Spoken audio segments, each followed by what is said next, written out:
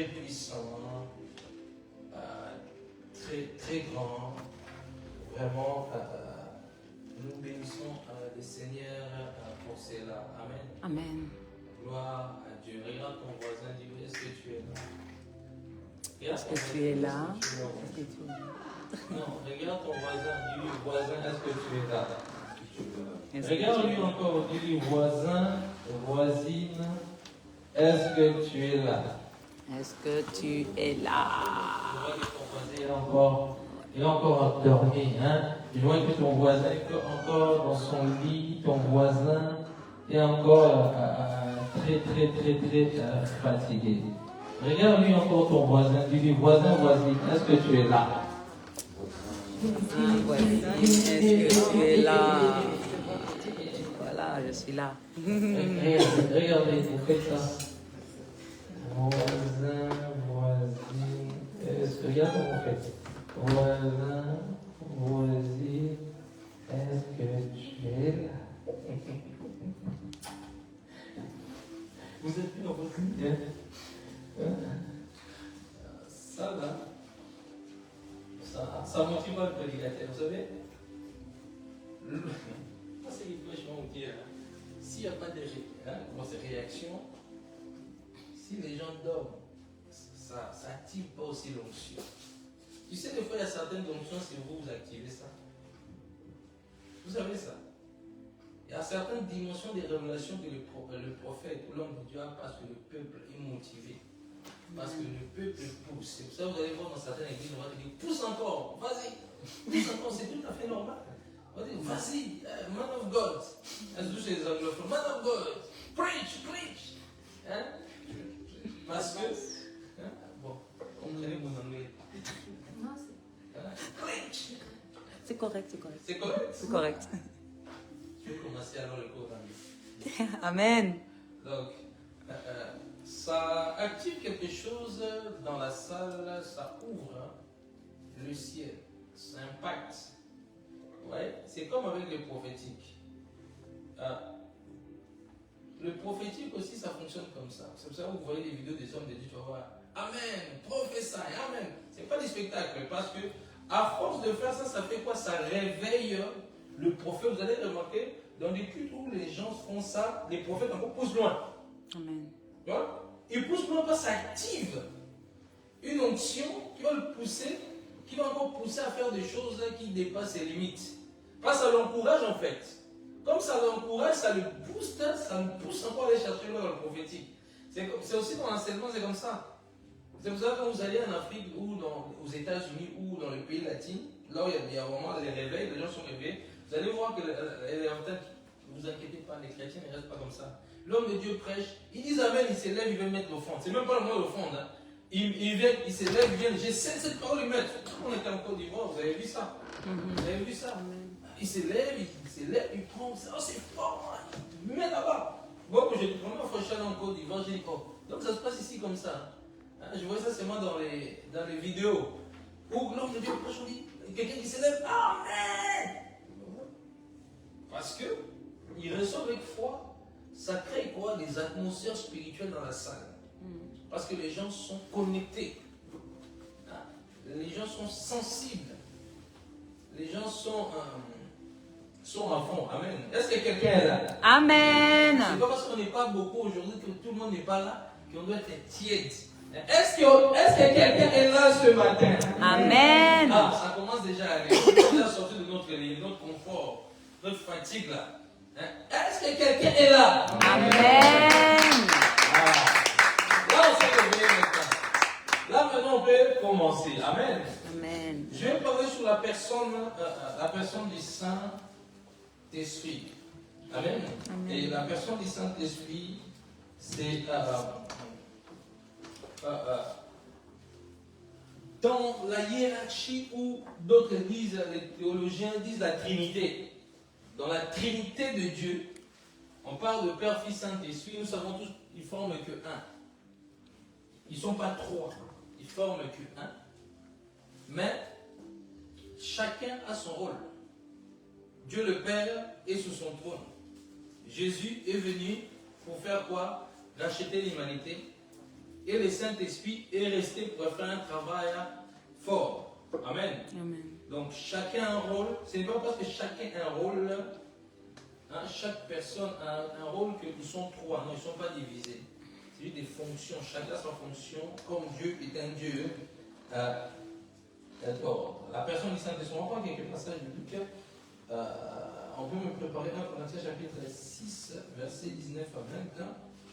On peut me prendre le livre des Galates, chapitre 5, 16 à 25. D'abord, 1 Corinthiens chapitre 6, 19 à 21. Galates 5, 16 jusqu'à 25. Actes 4, 31. Est-ce que, et puis, on prendra les derniers passages, Jean 14, à partir du verset 7 jusqu'à 26. Donc, 1 Corinthiens 6, 19 à 20. Et puis, Actes 4, verset 31. Et puis, Galates 5, 16 à 25. Quelqu'un peut le lire. 1 Corinthiens 6, 19 à 20. Ne savez-vous pas que votre corps est le temple du Saint-Esprit qui est en vous? Ne savez-vous pas que votre corps est le temple du Saint-Esprit qui est en vous? Et que vous avez reçu Dieu, et que vous ne vous appartenez pas à vous-même. Vous avez reçu Dieu, et vous n'appartenez pas à vous-même. à vous-même, oui. Car vous avez été acheté à un grand prix. Glorifiez donc Dieu dans votre corps et dans votre esprit qui appartiennent à Dieu. Amen. Amen. Galates, quelqu'un a pris Galates 5, 16 à 25 ou Acte 4, Galates 5, à partir de 16 jusqu'à 25. Galates 5, 16 à 25. Je vous dis donc, marchez selon l'esprit et vous n'accomplirez pas les désirs de la chair. Marchez quoi? Selon l'esprit et vous n'accomplirez pas Les désirs de la chair. Verset 17. Car la chair a des désirs contraires à ceux de l'esprit et l'esprit en a des contraires à ceux de la chair. Ils sont opposés entre eux afin que ne vous fassiez pas ce que vous voudriez. Or, si vous êtes conduit par l'esprit, vous n'êtes pas sous la loi. Or, si vous êtes conduit par l'esprit, vous n'êtes pas Sous la loi. Car les œuvres de la chair sont évidentes. Ce sont l'adultère, la fornication, l'impureté, l'impudicité, l'idolâtrie, la sorcellerie, les inimitiés, les querelles, les jalousies, les animosités, les disputes, les divisions, les sectes, les querelles, la jalousie, oui. les animosités, les Oui. disputes, les divisions, les sectes, les envies, les meurtres, l'ivrognerie, l'excès de table et les choses semblables à celles-là, au sujet desquelles je vous ai prédit, comme je vous l'ai déjà dit, que ceux qui commettent de telles choses n'hériteront pas le royaume de Dieu. Verset 22. Mais le fruit de l'esprit, c'est la charité, la joie, la paix, la patience, la bonté, la bienveillance, la foi, la douceur, la tempérance. La loi n'est pas contre ces choses. Ceux qui sont à Christ ont crucifié la chair avec ses passions et ses désirs. Si nous vivons par l'esprit, marchons aussi par l'esprit. Si nous vivons Par l'esprit, par l'esprit, marchons aussi par nous devons l'esprit. marcher par l'esprit, pas par la chair, mais par l'esprit. Amen. Acte 4, verset 31, et puis on va clôturer avec Jean. C'est des versets encore, on va répondre durant l'enseignement, comme ça rend bien. Si tu n'as pas retenu, comme ça rend bien. Parce que j'aime beaucoup répéter encore le même verset, rêvant encore durant l'enseignement. Acte 4, 31. Oui. Et quand ils eurent prié, le lieu où ils étaient assemblés trembla. Et ils furent tous remplis du Saint-Esprit et ils annonçaient la parole avec hardiesse. Quand ils furent tous, Remplis du Saint-Esprit, quand ils ont prié, ils eurent prié, le lieu où ils étaient assemblés trembla. Et ils furent tous remplis du Saint-Esprit et ils annonçaient la parole de Dieu avec hardiesse. Amen. Amen. On va prendre un dernier passage, Jean, tu le connais, Jean 16, à partir du verset 16. On va les lire jusqu'à 26, à partir de 7 jusqu'à 26. Jean 16, 7 à 26. Toutefois, je vous dis la vérité, il vous est avantageux que je m'en aille. Car si je m'en vais, le consolateur ne viendra pas à vous, mais si je m'en vais, je vous l'enverrai. Et quand il sera venu, il convaincra le monde de péché, de justice et de jugement. de péché parce qu'ils ne croient pas en moi, de justice parce que je m'en vais à mon Père et que vous ne me verrez plus, de jugement parce que le prince de ce monde est déjà jugé. Verset 12, j'ai à vous dire encore plusieurs choses, mais elles ne sont pas encore, elles sont encore au-dessus de votre portée. Mais quand celui-là sera venu, l'Esprit de vérité, il vous conduira dans toute la vérité. Il vous conduira, personne. Il vous conduira dans toute la vérité.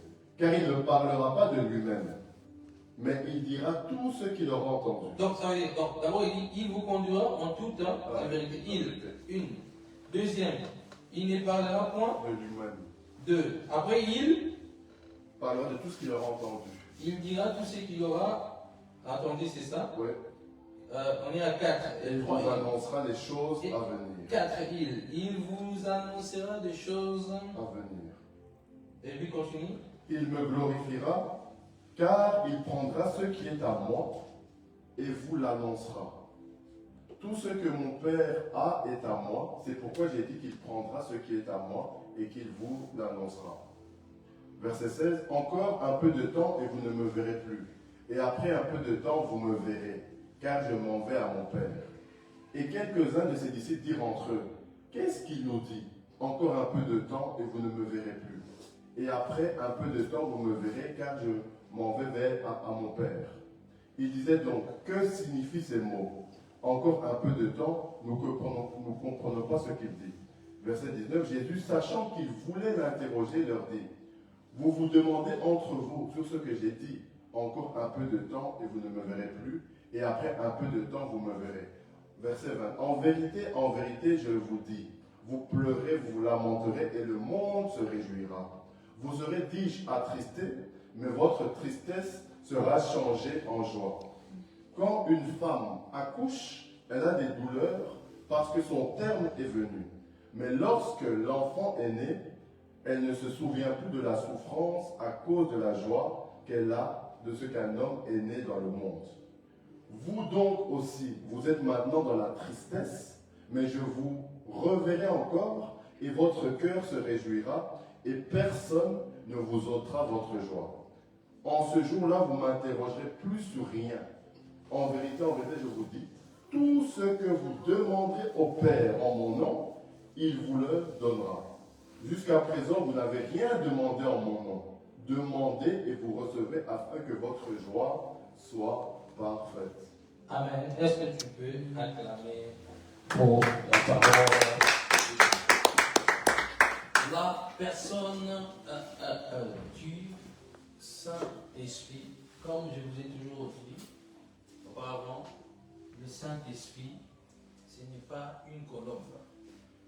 Le Saint-Esprit, parce que les chrétiens pensent toujours qu'on utilise comme une colombe.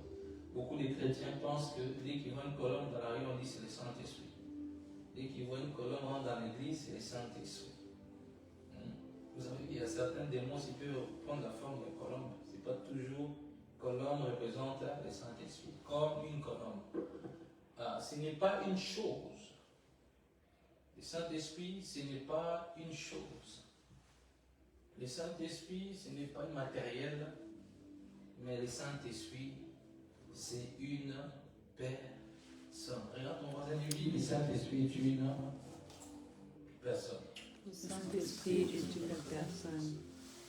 Dans la hiérarchie de Dieu, ou, comme je dis tantôt selon les théologiens, dans la Trinité de Dieu, il est la troisième personne. Quand on parle de la troisième personne, on ne parle pas d'une forme de séparation, mais on parle plutôt du travail que chacun fournit. Jésus, sur cela, quand vous lisez la Bible, on va vous parler de Jésus, ce qu'il a fait, on va vous parler de Dieu, on va vous parler du Saint-Esprit. Quand vous lisez plusieurs passages de la Bible, on va vous parler de Dieu, on va vous parler du Saint-Esprit, on va vous parler de Jésus, on va même vous parler de Jésus et Dieu, et on va vous parler comme si Jésus n'était pas Dieu. Il y a des passages, ça laisse croire que Jésus n'est pas Dieu. Et puis on vous parlait aussi du travail du Saint-Esprit. Jésus n'est pas avec nous. Jésus là n'est pas avec nous. Mais lui-même, il a dit dans la Bible. Jésus a dit, il est avantageux que je m'en aille.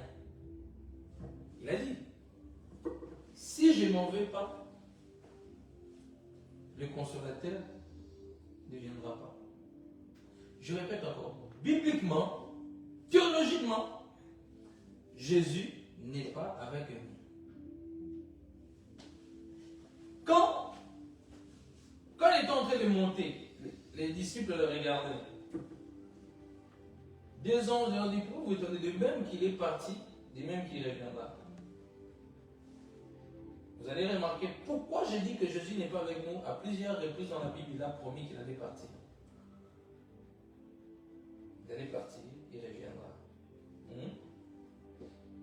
Il disait que votre cœur ne se trouble point. Dans Jean 14, croyez en moi, croyez en mon Père. Il y a plusieurs demeures dans la maison de mon Père.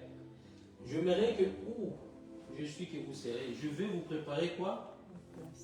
Une place.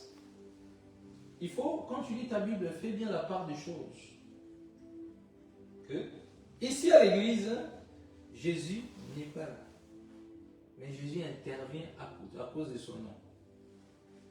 Mais dans l'église, c'est le Saint-Esprit qui est à l'heure actuelle le patron de l'église. Est-ce que quelqu'un comprend? Amen. Je vais essayer d'être clair. Est-ce que d'abord il y a une question par rapport à ce que je viens de dire aussi? Tu n'as pas compris? Ok. Je suis en train de t'expliquer que là, Jésus n'est pas avec nous, le Saint-Esprit. Le passage qu'on a lu, Jésus promet, il dit quoi? Il est avantageux que je parte. Il part où? Donne-moi une réponse. Auprès du Père. Il a dit, il est avantageux que je m'en aille. Si je ne m'en vais pas, le Saint-Esprit, l'Esprit que je vais commencer à expliquer tantôt, ne viendra pas. Si moi je pars, il pourra venir. C'était dans Jean 16. C'était dans Jean 16, on va les lire. On va répondre à Jean 16. À partir du verset 7. On va aller. Jean 16, à partir du verset 7. Vas-y, tu veux lire encore? Toutefois, je vous dis la vérité, il vous est... Attends d'abord, elle va le prendre. Elle va le lire avec nous. Jean 7. 16. Jean chapitre 16 à partir du verset 7. Tu as trouvé à partir du verset 7. Vas-y. Toutefois, je vous dis la vérité, il vous est avantageux que je m'en aille. Car si je m'en vais pas, le consolateur ne viendra pas à vous. Si je m'en veux pas, le consolateur ne viendra pas à vous. Oui, vas-y. Mais si je m'en vais, je vous l'enverrai. Vous l'enverrai. Mais il faut qu'il parte pour qu'il l'envoie. Mais s'il n'en veut pas, s'il ne part pas, il ne s'est pas envoyé. Il est obligé d'abord de partir pour envoyer le Saint-Esprit et le consolateur. Continue, mais. Et quand il sera venu, il convaincra le monde de péché, de justice et de jugement. Quand il sera venu, il convaincra. Ces versets créent des dégâts partout. Les musulmans disent que c'est le prophète Mohammed. Mais il y a tout un contexte là. Là, Jésus nous révèle le consolateur face aux disciples. Il arrive, on va continuer petit à petit. Il commence à les annoncer qu'il doit partir. Il ne doit plus rester sur la terre. D'ailleurs, même jusqu'à aujourd'hui, Jésus, il est où? On ne le voit pas. Il est quelque part dans la dimension céleste. Il promet qu'il va envoyer le Saint-Esprit. Vas-y, continue. Le monde de péché, de justice et de jugement. De péché parce qu'il ne croit pas en moi. De justice parce que je m'en vais à mon Père. Je m'en vais. Ah, ça c'est intéressant ça. Il dit quoi? Parce que je m'en vais à mon Père. Rania, tu as lu ça? Et que vous ne me verrez plus. Je m'en veux à mon Père. Et que vous ne me verrez plus. et que vous ne verrez plus. C'est fort. Tantôt, je vous ai dit que Jésus est où là? On ne le voit pas. On ne le voit pas. Il faut remettre des choses bibliquement. Parce que des fois, on veut trop la révélation, mais sans des fondements d'abord. Sans des fondements.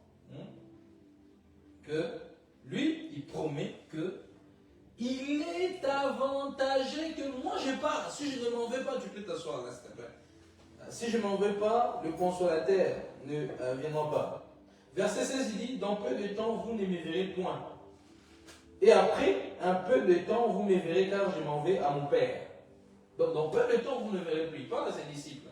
Donc, ça veut dire qu'il voit, il les annonce qu'il ne sera plus sur la terre. Parce que dans sa dimension physique, Jésus est limité.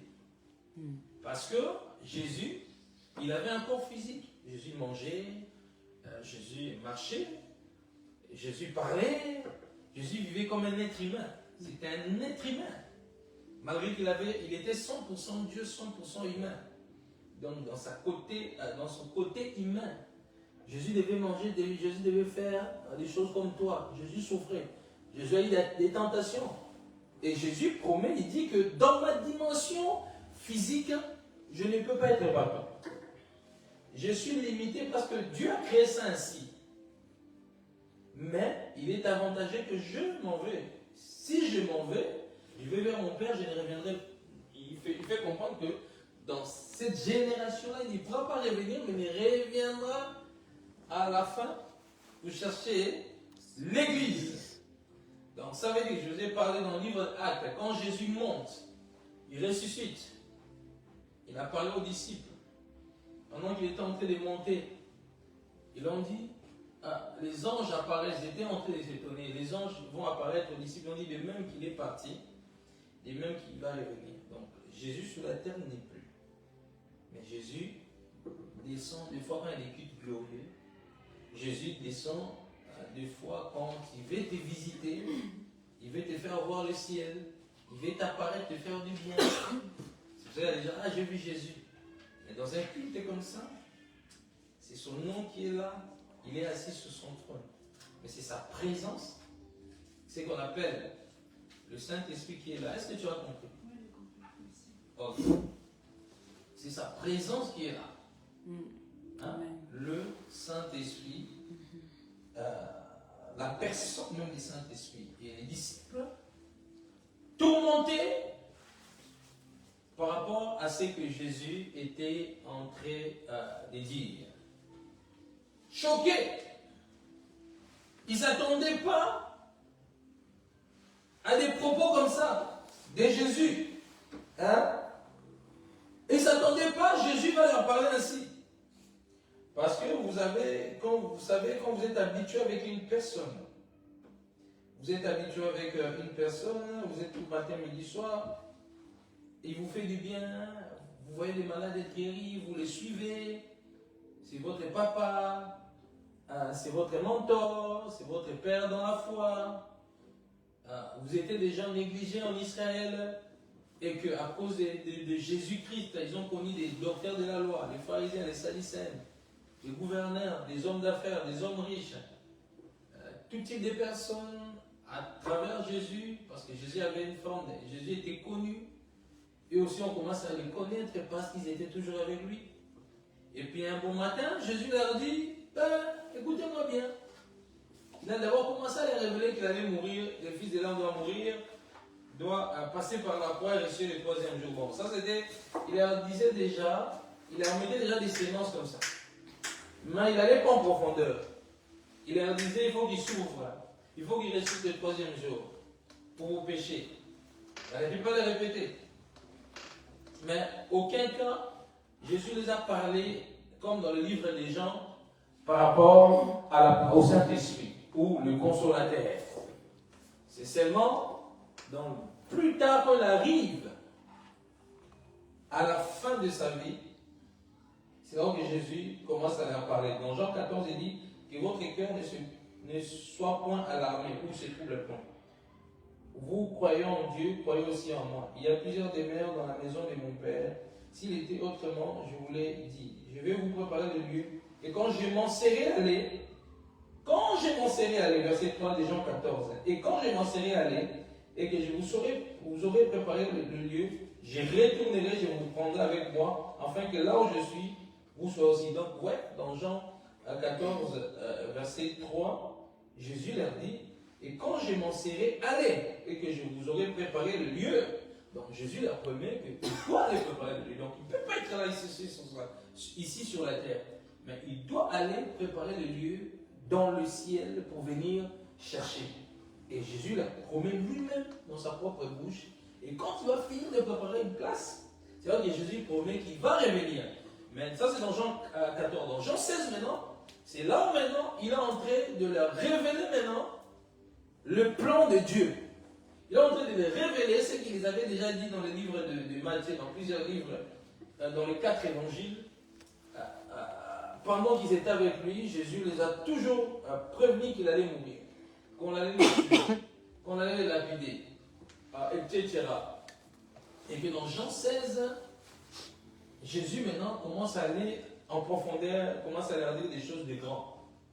Parce que l'homme a toujours tendance à s'attacher dans les émotions. Ils étaient tellement attachés à Jésus-Christ.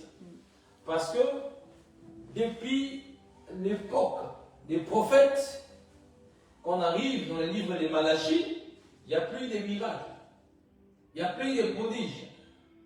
Le livre des Malachie, comme je vous ai toujours expliqué, avant Matthieu, il y a le livre, ce qu'on appelle le livre des Malachie. Et puis il y a une feuille blanche dans ta Bible. Il dit que Dieu n'a plus parlé pendant des siècles. Donc ça veut dire, quand vous ouvrez votre Bible, dans Genèse jusqu'à Malachie, et puis il y a une feuille blanche. Après, dès que vous dépassez cette feuille blanche, vous arrivez, c'est ce qu'on appelle le livre de Matthieu. Donc, c'est-à-dire que depuis l'époque d'Élisée, il n'y a pas eu de miracle, il n'y a plus eu de signes. On arrive dans l'époque des Malachie, feuille blanche, Dieu s'est tué. Dieu n'a plus parlé. La gloire, Ézéchiel avait vu la gloire quitter le temple. Dans le temple à Jérusalem, il n'y avait plus la gloire, ou ce qu'on appelait la cabote. La cabote n'était plus. Donc la feuille blanche annonçait tout simplement que Dieu n'est plus là en Israël. Je répète, la feuille blanche que tu vois là, Dieu n'était plus là. Parce que, je répète encore, dans Ézéchiel on dit que la gloire a quitté le temple. Donc c'est une prophétie.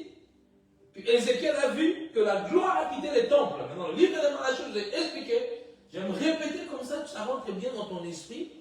Dans le Genèse à Malachie, quand vous lisez les livres, l'histoire d'Élisée et Élie, ils ont opéré dans des miracles. Et il y a un certain temps qu'on arrive dans le livre de Malachie, feuille blanche. Dieu n'a pas plus parlé. La gloire n'est plus dans les temples. C'est vide. Tous les sacrifices qu'ils font, c'était dans la chair. Dieu n'était plus là. Dieu n'écoutait plus les prières. Le ciel Israël était fermé. Parce que Dieu devait susciter un homme. Ou lui-même devait prendre l'apparence d'un homme pour venir sur la terre. Vous savez, il y a cette feuille blanche. Et que ça a passé beaucoup des années afin que le livre de Matthieu intervienne la personne de Jésus. Et le temps qui est passé, coulé, où le ciel d'Israël était fermé. Parce que Dieu avait un plan, la personne de Jésus. Là, on arrive dans le livre de Matthieu. Matthieu était qui? Qui était Matthieu? Un disciple de Jésus. Un disciple de Jésus. Le collecteur d'impôts. Un disciple de Jésus. Donc, on arrive dans le temps de livres, parce qu'on parle des 4 évangiles. C'est quoi les 4 évangiles? Matthieu, Marc, Jean et Luc. Ouais. 4 évangiles qui décrivent. Ce sont les personnes qui écrivent. C'est qu'ils ont vu. Hein? C'est qu'ils ont attendu. Ils ont écrit, raconté l'histoire. Parce que eux étaient proches de Jésus-Christ. était près de Jésus-Christ. Et Jésus va débarquer maintenant sur la scène. Pendant tant d'années, il n'y avait plus de miracles. Jésus va débarquer sur la scène. Les miracles maintenant vont commencer à reprendre. Mais n'oubliez pas, Jésus était sous la loi. Jésus était sous la loi. Donc, Matthieu, Jésus était sous la loi. C'est pour cela qu'il allait au temple. Il allait au temple pour maintenant communiquer quelque chose, apprendre au peuple que le Saint-Esprit existe à travers l'évangile qu'il prêchait, différent des Sadducéens, différent des scribes. Parce que les Sadducéens et les scribes, je ne sais pas pourquoi je suis là, mais bon, il y a un peu d'histoire, ça fait du bien. Amen. Les Sadducéens et le scribe, ou les pharisiens, parlaient, étaient encore sous des messages, sous la loi de Moïse. C'est pour cela que Jésus, dans cette époque, on pensait que Jésus venait abolir la loi. Jésus a dit, je ne suis pas venu abolir la loi. Je suis venu accomplir la loi, pas abolir la loi. Parce que, pensez que c'est que Jésus était en train de faire des choses qu'il faisait, il est venu défier ce que les prophètes ont écrit. Hein? Et maintenant, quand il regardait, il se disait, mais il est en train de faire des choses bizarres. À un moment, même quand on lisait l'écrit, on dit que maintenant, c'est une nouvelle, ça c'est quoi encore? C'est comme une nouvelle doctrine. Parce que eux, ils étaient, que Dieu nous conduise seulement, ils étaient guidés dans le message de Moïse. Les messages de Moïse. C'est pour ça que Jésus disait, malheur à vos scribes, qui vous empêchez les hommes de rentrer au royaume des cieux. Ils sont assis sur la chair de Moïse. Vous vous souvenez de ça? Tu peux les lire, s'il te plaît. Ils sont assis sur la chair. C'est dans le livre de Matthieu. Mais il faut... C'est Matthieu 23. Il faut... Oui, c'est Matthieu 23, 2. Matthieu 2, vas-y, lis-les, s'il te plaît. Enfin, peut-être Matthieu 23, 1 à 2. Oui. Alors Jésus parla à la foule et ses disciples, disant, les scribes et les pharisiens sont assis dans la chair de Moïse. Les scribes et les pharisiens sont assis Dans la chair. à la chair de Moïse. Donc, en quelque sorte, ils maîtrisent tellement la loi, la connaissance de Moïse. Mais là, Jésus venait réexpliquer ce que les prophètes ont fait. Jésus venait leur réexpliquer ce qu'eux, ils n'ont pas compris. Je ne suis pas venu là, c'est pour cela qu'on veut lapider la femme, parce que quand une femme commettait l'adultère, on devait le mettre publiquement, et ça même dans les pays musulmans, on pratique ça. Dans certains pays, les musulmans radicaux, parce qu'il y a des musulmans qui sont très radicaux. Hein? Dans certains pays, une femme commet l'adultère, on le lapide. Et d'ailleurs, même quand on ramène cette femme devant Jésus-Christ, Jésus était en train d'écrire, ah maître, ça a écrit tout un truc.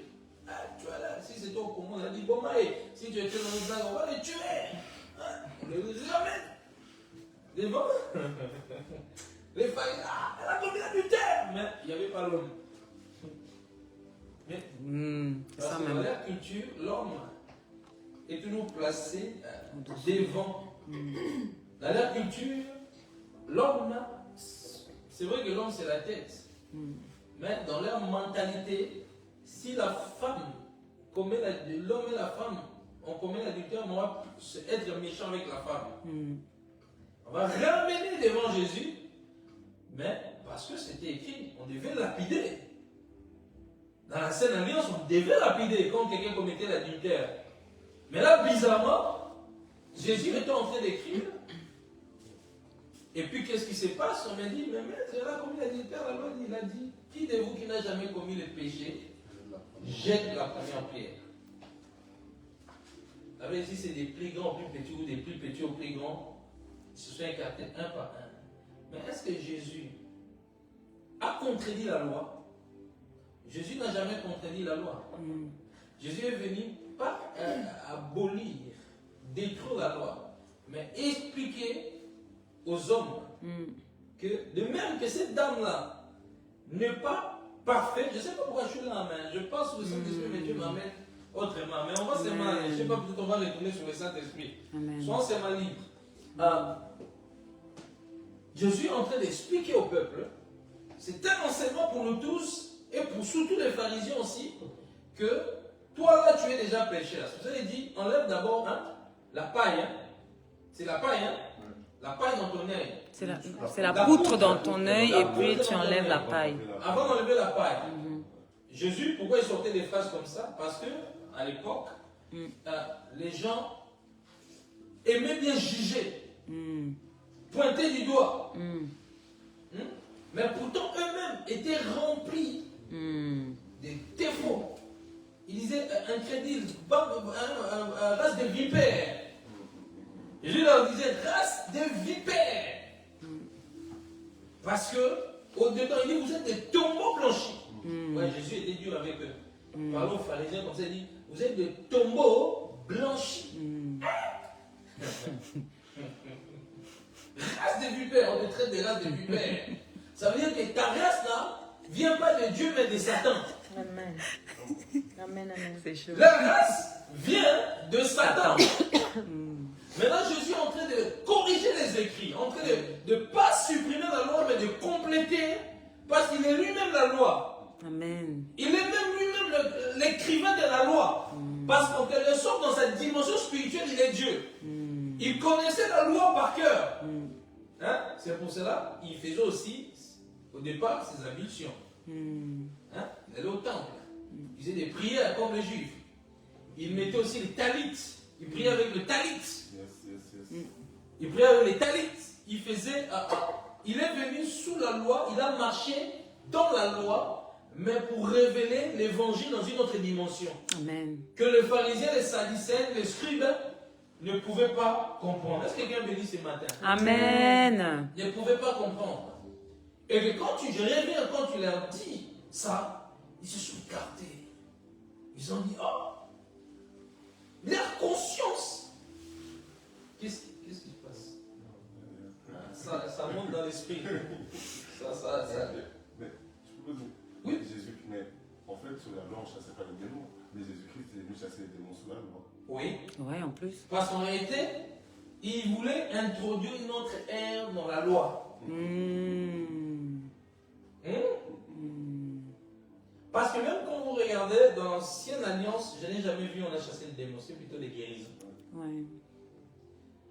Mais dans la nouvelle alliance, Jésus-Christ est venu montrer notre aspect de Dieu. Donc dans la loi, on est de toute façon, la première personne qui a commencé à chasser les démons, c'est Jésus-Christ. C'est Jésus-Christ. A pris les 12 disciples, a marché avec eux malgré qu'ils vivaient dans la loi. Mais il voulait introduire l'ère de la spiritualité, l'ère de l'évangile, l'évangile spirituel, pas cet évangile de condamnation. Et que quand il va parler de jeter, ça me perturbe quand la porte s'ouvre. Je peux te laisser un peu comme ça, d'accord? Ça enlève quelque chose.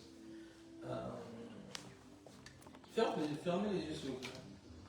Père, merci pour ta fidélité. Merci pour ta bonté.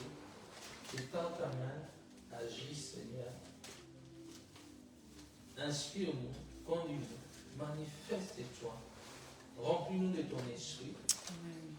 Que ton onction soit sur nous. Éclaire-nous encore, ramène-nous, Seigneur, dans des révélations profondeurs par rapport à tes écrits. Dans le nom de Jésus-Christ, ainsi prié. Amen. Amen. Donc, je disais que j'ai aimé ce que tu as dit, mais tu avais posé cette question dans la loi. Oui, c'est dans la loi, on ne chassait pas les démons. On ne chassait pas les Jésus, démons. quand il est venu, il a chassé les démons, mais sous la loi. Sous la loi. Parce qu'il est le maître de la loi. Comme il a dit, je suis le maître des sabbats. Parce Yes. que quand Jésus, vrai, les Juifs avaient leur culture, leur loi de Moïse. Ah non, on ne peut pas guérir quelqu'un le jour du sabbat. Mais Jésus, vous êtes hypocrite. Vous là, si vous perdez votre bœuf, exemple, ou une âne, vous n'allez pas aller les chercher le jour du sabbat. Cette fille d'Abraham, depuis des années, est possédée. On ne peut pas les délier. On ne peut pas les sauver. Parce qu'ils étaient dans une forme de loi de Moïse. Cette loi-là n'était pas parfaite, n'avait pas d'équilibre. Tu vois? N'avait pas d'équilibre. Regardez. Aujourd'hui, Jésus a équilibré les choses. À l'époque, tu étais interdit de manger du porc. Oui, je dois te le dire. Oui. À l'époque, Jésus, la Bible interdisait dans la loi. On ne pouvait pas manger du porc. Maintenant, on est libre. Celui-là qui ne veut pas manger ne mange pas. Celui-là qui veut manger, il les mange, même il les savoure. Mais par sagesse, le porc peut créer des maladies. Le porc n'est pas bon pour la santé. Il faut l'équilibre. Mais personne ne peut vous mettre sous un joug aujourd'hui. C'est un ceux qui mangent des porcs. Hein? Tu vas en enfer. Non. Dans Jésus dit, il est corrigé toujours, ce n'est pas ce qui rentre. C'est ce qui sort. C'est ce qui sort qui essuie. Ça vient du... C'est dans l'abondance du cœur que la bouche Parle. Jésus est en train de corriger, de révéler des choses que eux ne comprenaient pas. Parce qu'ils avaient les... Ils étaient encore dans les ablutions, dans les systèmes de prière. On doit tourner vers là. Ils sont encore là. L'autre est plus vers le soleil ou la lune. Donc, il faut un tapis. Ils étaient sous un joug, sous la loi. La loi pesait sur eux. La loi était lourde. Il fallait respecter tout les lois là. Tu devais les respecter par cœur. C'était compliqué. Donc, les hommes qui n'ont pas le Saint-Esprit, mais étaient obligés de respecter la loi. Qui ne devaient pas transgresser la loi. Imaginez-vous. C'est pour ça que Moïse a failli avoir mal à la tête. Moïse a failli avoir mal à la tête. Il y avait plusieurs types de lois. On en parlera avec le temps. La loi morale, la loi cérémonielle. La loi civile. Il y avait tellement plusieurs types de lois. Mais ça, c'est encore tout un enseignement. Si je rouvre encore cette page, je rentre encore dans les choses. Mais que Dieu nous accorde du temps. J'ai beaucoup d'enseignements enseignés. Mais on est là toute une vie. Donc, soyez calme. On est là toute une vie. On va vieillir ensemble. À moins que Dieu nous prenne. Amen. D'autres auront des enfants ici. D'autres auront des maris ici. Amen. Donc, on a le temps d'enseigner toutes ces choses-là. Amen. Amen. Et qu'il y avait tellement plusieurs lois. Maintenant, imagine-toi, on devait mettre ces lois-là en pratique. Et d'ailleurs, même dans le loi, il y avait ce qu'on appelle les 10 commandements. Tu ne porteras pas un faux témoin contre ton prochain. Tu ne voleras pas la femme de ton prochain. Tu ne tueras point. Tu ne commettras pas l'adultère. Etc. Ça continue. Tout ça. Tu as aimé ton prochain. Toutes ces lois-là, on devait le respecter.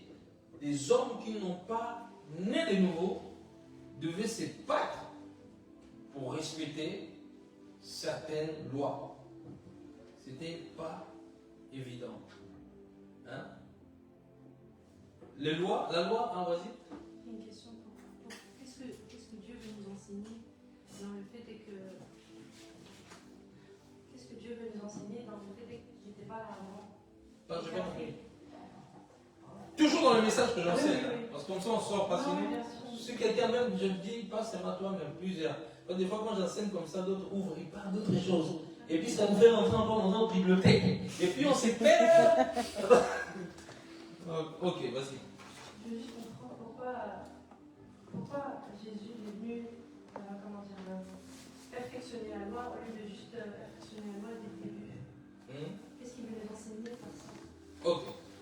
et à mesure, je vais laisser une très bonne question. Au fur et à mesure, je vais répondre à ta question, d'accord?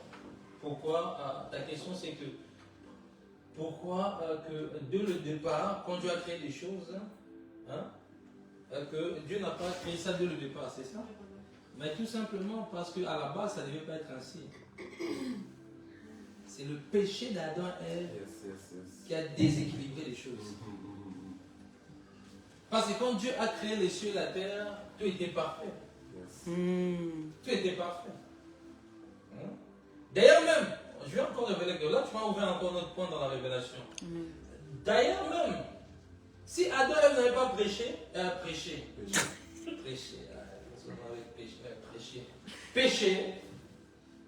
bien aimé dans le Seigneur, on n'aura pas besoin de loi. Oui. On n'aura pas besoin d'un livre. Parce que la connaissance sera déjà en nous. Amen. Mais la connaissance de l'esprit. Je répète, si Adam et Ève n'avaient pas péché, tout simplement, la connaissance sera en nous. On n'aura pas besoin d'un livre. On n'aura pas besoin d'un Moïse qui monte dans le montagne de Sinaï pour chercher les 10 commandements. Parce que ça, tout ça là, c'est les dérives d'un péché de nos ancêtres, Adam et Ève, qui a ouvert un portail spirituel qui fait que l'homme est devenu pécheur. Comme l'homme est devenu pécheur, même son état a été dégradé, sa dimension a été dégradée dans une dimension charnelle, de faible, de manque de connaissances. Donc il fait que dans cette liberté-là charnelle, certains venaient introduire certains caractères, certaines choses, certaines connaissances. Vous allez remarquer que Sodome et Gomorrhe, qui les avait appris à coucher avec les hommes, qui les avait appris? C'est le péché, parce que ce sont des êtres humains. Qui les a appris ça là? L'homme lui-même, il ne fera pas ça. Mais c'est le péché, c'est le portail ouvert qui fait que les entités sont rentrées, ont fait quoi? Ont ramené des péchés dans le cœur de l'homme. Certaines connaissances maléfiques. Là, Dieu va les interdire. Dieu, quand ils ont péché, Dieu les a interdits même de manger l'arbre de connaissance du bien et du mal. Donc, c'est déjà répondu à ta question? Ok. Quelqu'un d'autre a une question? Ok, ça va. Donc, on était où? On était par rapport à sa question avec la loi, les délivrances dans la loi. Quand Jésus est venu, il délivrait dans... En fait, chasser les démons. Ouais. Mais après, vous n'allez pas entrer dans les types de loi parce que c'est un autre enseignement. C'est notre enseignement, on ne va pas rentrer là pour aujourd'hui. C'est tout un enseignement. Mais sachez juste une chose que la loi est faite pour conduire le peuple, dicter le peuple. C'est une forme d'obligation. L'homme est charnel. Mais Jésus est venu maintenant, cette loi-là, le rendre mieux, leur expliquer. Pour que l'homme, il les a dit que je vous envoie le consolateur. Le consolateur, lui, il a pour but, quand tu lis ta Bible, il vient instruire la loi, mais pas la loi morale. Mais cette loi devient spirituelle en toi. Même pour ce que tu fais, elle devient spirituelle. Tu le comprends facilement à l'aide. Ce n'est pas par tes efforts, mais l'aide du Saint-Esprit. Imaginez-vous dans l'époque de Moïse, comment les gens devaient abandonner certaines choses. C'était dur. Donc, dans l'ancienne alliance, nous-mêmes, on faisait des efforts d'abandonner. Et dans la nouvelle alliance, c'est le Saint-Esprit qui nous aide à abandonner. Amen. Voilà la différence. Yes. Dans la loi, nous-mêmes, on devait abandonner certaines choses, pas nos efforts. C'est pour cela qu'il y avait beaucoup d'abus, beaucoup de choses qui s'est passées. Les gens ont tout fait, mais les gens n'arrivaient pas. Les gens n'arrivaient pas, c'était compliqué. Mais dans la nouvelle alliance, malgré les combats, mais le Saint-Esprit nous aide toujours. Il y a certains caractères que tu portes, que Dieu, à l'aide du Saint-Esprit, te pousse à abandonner certains caractères. Il y a certaines immaturités qui traînent avec toi. Ah, pardonne, tu as du mal à pardonner. Il faut demander au Saint-Esprit d'aider. On a vraiment, dans la Nouvelle Alliance, on a cette facilité, au moins de l'esprit, malgré que nous ne sommes pas parfaits. Hein? Nous-mêmes, étant que les hommes, on ne peut jamais abandonner le péché. L'homme lui-même, impossible d'abandonner le péché. Toujours le péché sexuel. L'amour de l'argent, le péché sexuel. Sans le Saint-Esprit, sans l'œuvre de la croix, impossible que tu abandonnes. Si aujourd'hui tu as abandonné ça parce qu'il y a une main qui t'a tiré, il y a une main, il y a une puissance qui t'a sorti de certaines choses que tu faisais. C'est pas toi. Parce que souvent on pense que, quelqu'un m'a dit, moi ma vie de sanctification a atteint un autre niveau. Là il y a des gens que je ne peux pas, je me suis dit, donc il calcule sa dimension, l'année.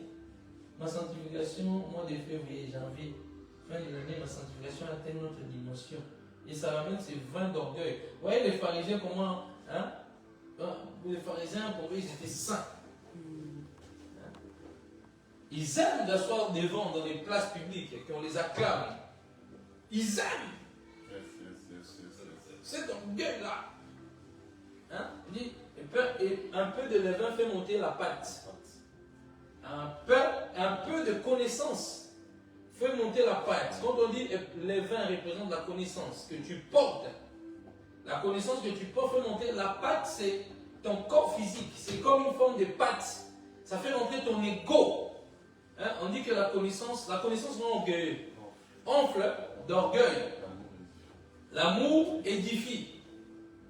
La connaissance enfle d'orgueil, l'amour de qu'il y a quelqu'un là. Amen. Est-ce que tu es là? Amen. Ferme les yeux s'il te plaît. Merci Jésus pour ta fidélité. Prends contrôle sur l'esprit de chaque personne. Que toute pensée qui est en train de vagabonder, penser à plusieurs choses, je neutralise au nom de Jésus-Christ. Que tes pensées soient retenues captives, mon Seigneur. Que tes pensées ne soient pas ailleurs pendant que je parle. Que tes pensées ne voyagent pas. Merci Jésus. Que tes anges viennent prendre la première place dans ce lieu. Dans le nom puissant de Jésus-Christ, j'ai ainsi prié. Amen. Et maintenant Jésus, revenons maintenant sur la personne du Saint-Esprit. On ferme La loi. La loi.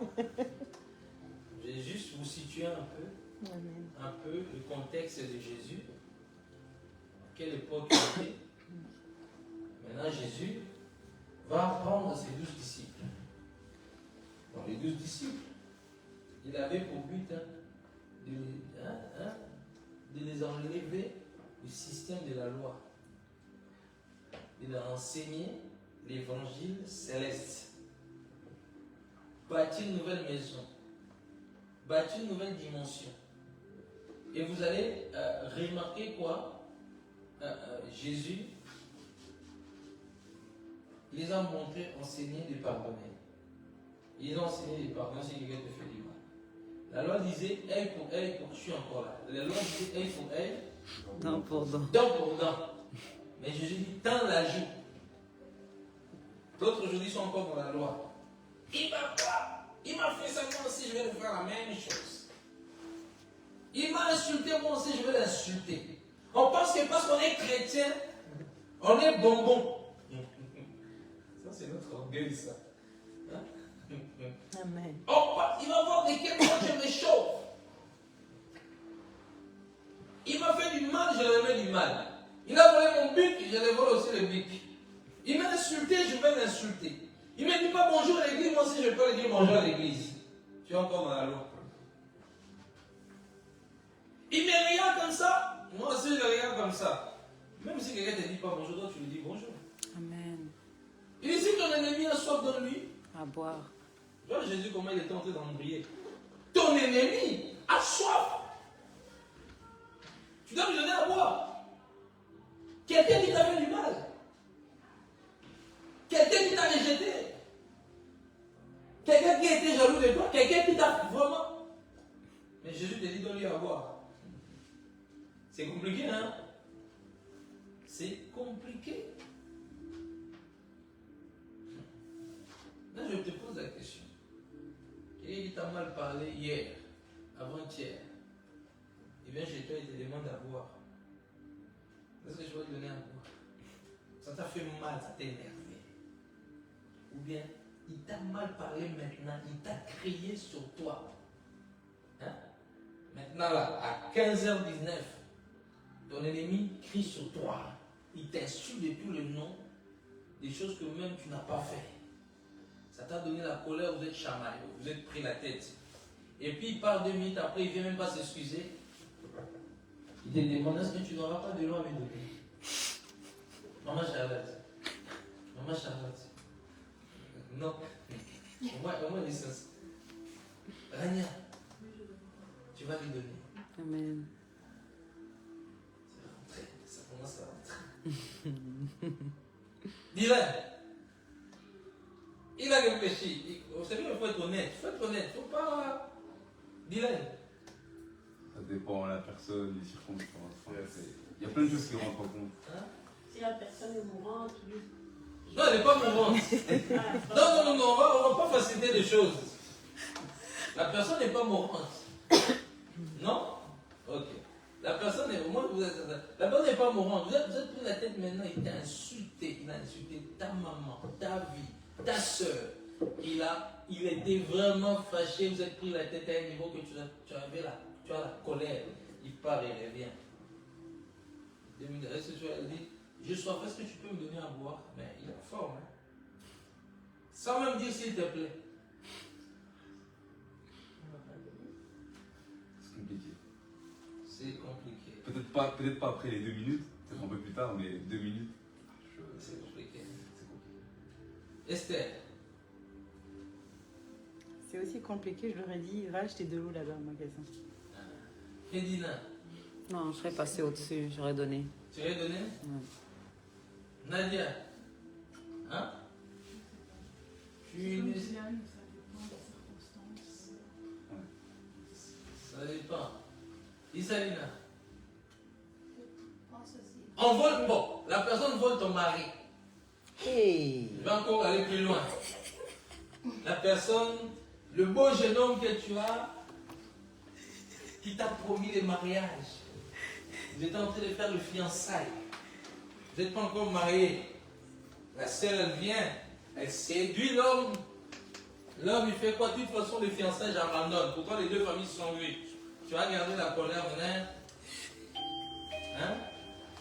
Ah! Non, c'est la question là. Esther, va ouvrir la porte. C'est la question. Sauvé par le gong. Sauvé par le gong. Elle est sauvée. Elle a ressuré. Elle a dit, elle a dit, Seigneur, merci, monsieur est venu en retard.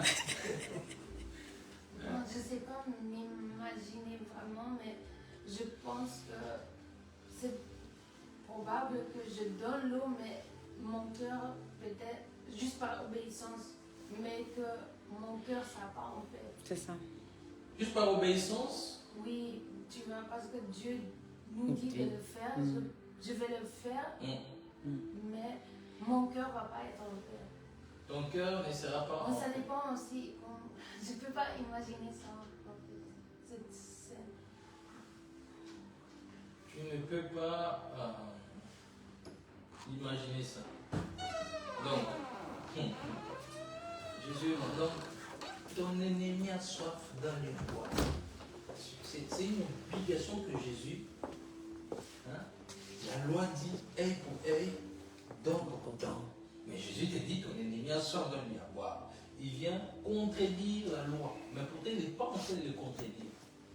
Il est en train de l'équilibrer. Il est en train de rajouter quelque chose que Moïse a reçu sans pousser la révélation plus loin. Vous voyez, Jésus, ce qu'il est venu faire. Recadrer un peu la loi.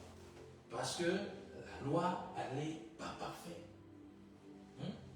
La loi, elle n'est pas parfaite. Maintenant, la question que j'étais en train de poser, on vole ton mari. Au moment où tu allais rentrer dans le fiançailles, tu as attendu pendant des années. Il ne sert rien. C'est du ton futur mari. Il les prend. Médina, comment tu vas agir? Comme elle a dit, hein, par obéissance à la parole, mais le cœur, bon, ça va être chaud, quoi. Et maintenant, la personne qui a volé ton mari vient te demander de l'eau. Je vais donner, mais pas avec le cœur ouvert, quoi. Maman, je t'arrête. Je ne pense pas que... pas pour les condamner, mais qu'elles ont raison. Hein. Vous savez, quand vous venez d'avoir ce que vous dites là, on ne pense pas à la parole. Hein. C'est vrai. Là, c'est la colère. C'est la colère. Tout votre corps est en train de maudire la personne. Vous avez pensé à la parole en ce moment-là? Ça m'étonnerait. Hein? Honnêteté. Non, je pense pas. Ça, c'est l'honnêteté. Voilà. Ça, c'est l'honnêteté. Maintenant, vous voyez, la loi devait remettre les mal. Mais Jésus nous dit ne remet pas les mal. Ouais. Pourquoi? Parce que Dieu sait que toi et moi, on n'est pas parfait. Pourquoi il y a le Saint-Esprit aujourd'hui que dans l'ancienne alliance, il n'y avait pas l'Esprit, il n'y avait pas le Saint-Esprit, mais qui devait respecter la loi carrée. C'est pour ça qu'ils avaient du mal à respecter la loi. Parce que ce qu'ils étaient dans l'ancienne alliance, je vous ai donné l'exemple des enfants d'Israël, ils devaient reposer tous les commandements à la lettre. Tous les commandements à la lettre. Hein? Bon, ils ont la chair comme toi. Déjà, toi, avec le Saint-Esprit, c'est compliqué. Il y a des péchés, tu es encore en train de lutter. Maintenant, eux là, je me pose la question, comment ces gens-là pouvaient respecter, ne commets pas l'adultère, ne vole pas la femme de ton prochain.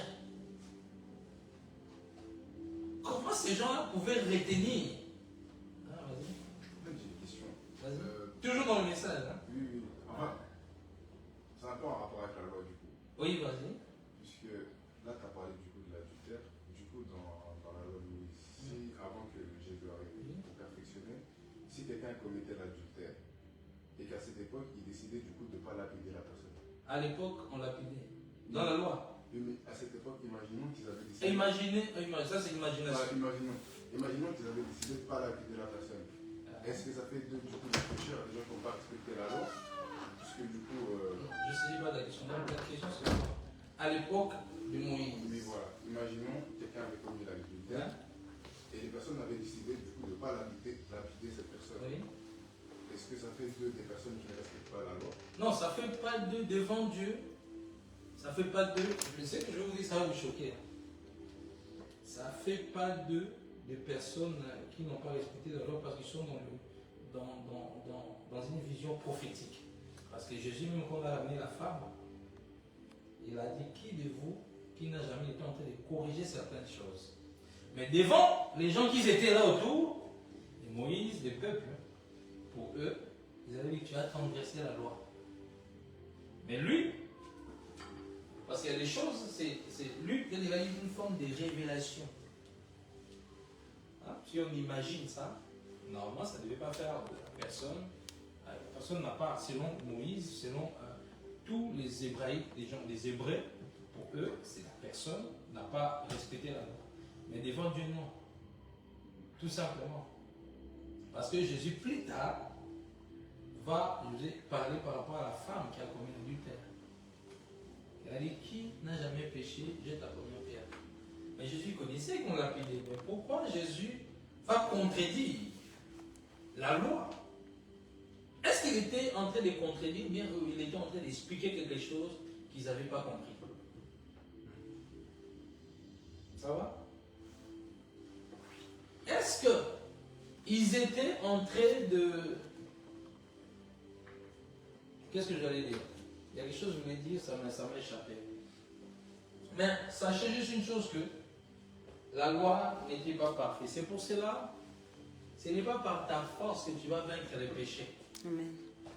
Mais c'est par l'esprit. Amen. La loi te pousse à faire des choses par rapport à toi-même. Arrêtez ça, abandonnez ça. Hein? Et à force que les gens qu'on les dit, non, tu n'auras pas, hein, tu ne te prosterneras pas.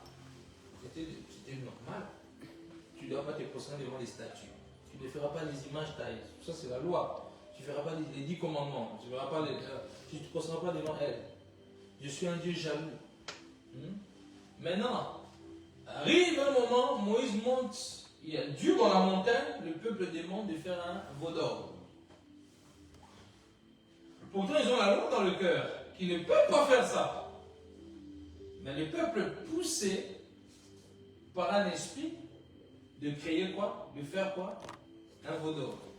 Mais pourtant, ils savaient que c'était un péché, que Dieu avait interdit ça, qu'ils ont reçu les commandements.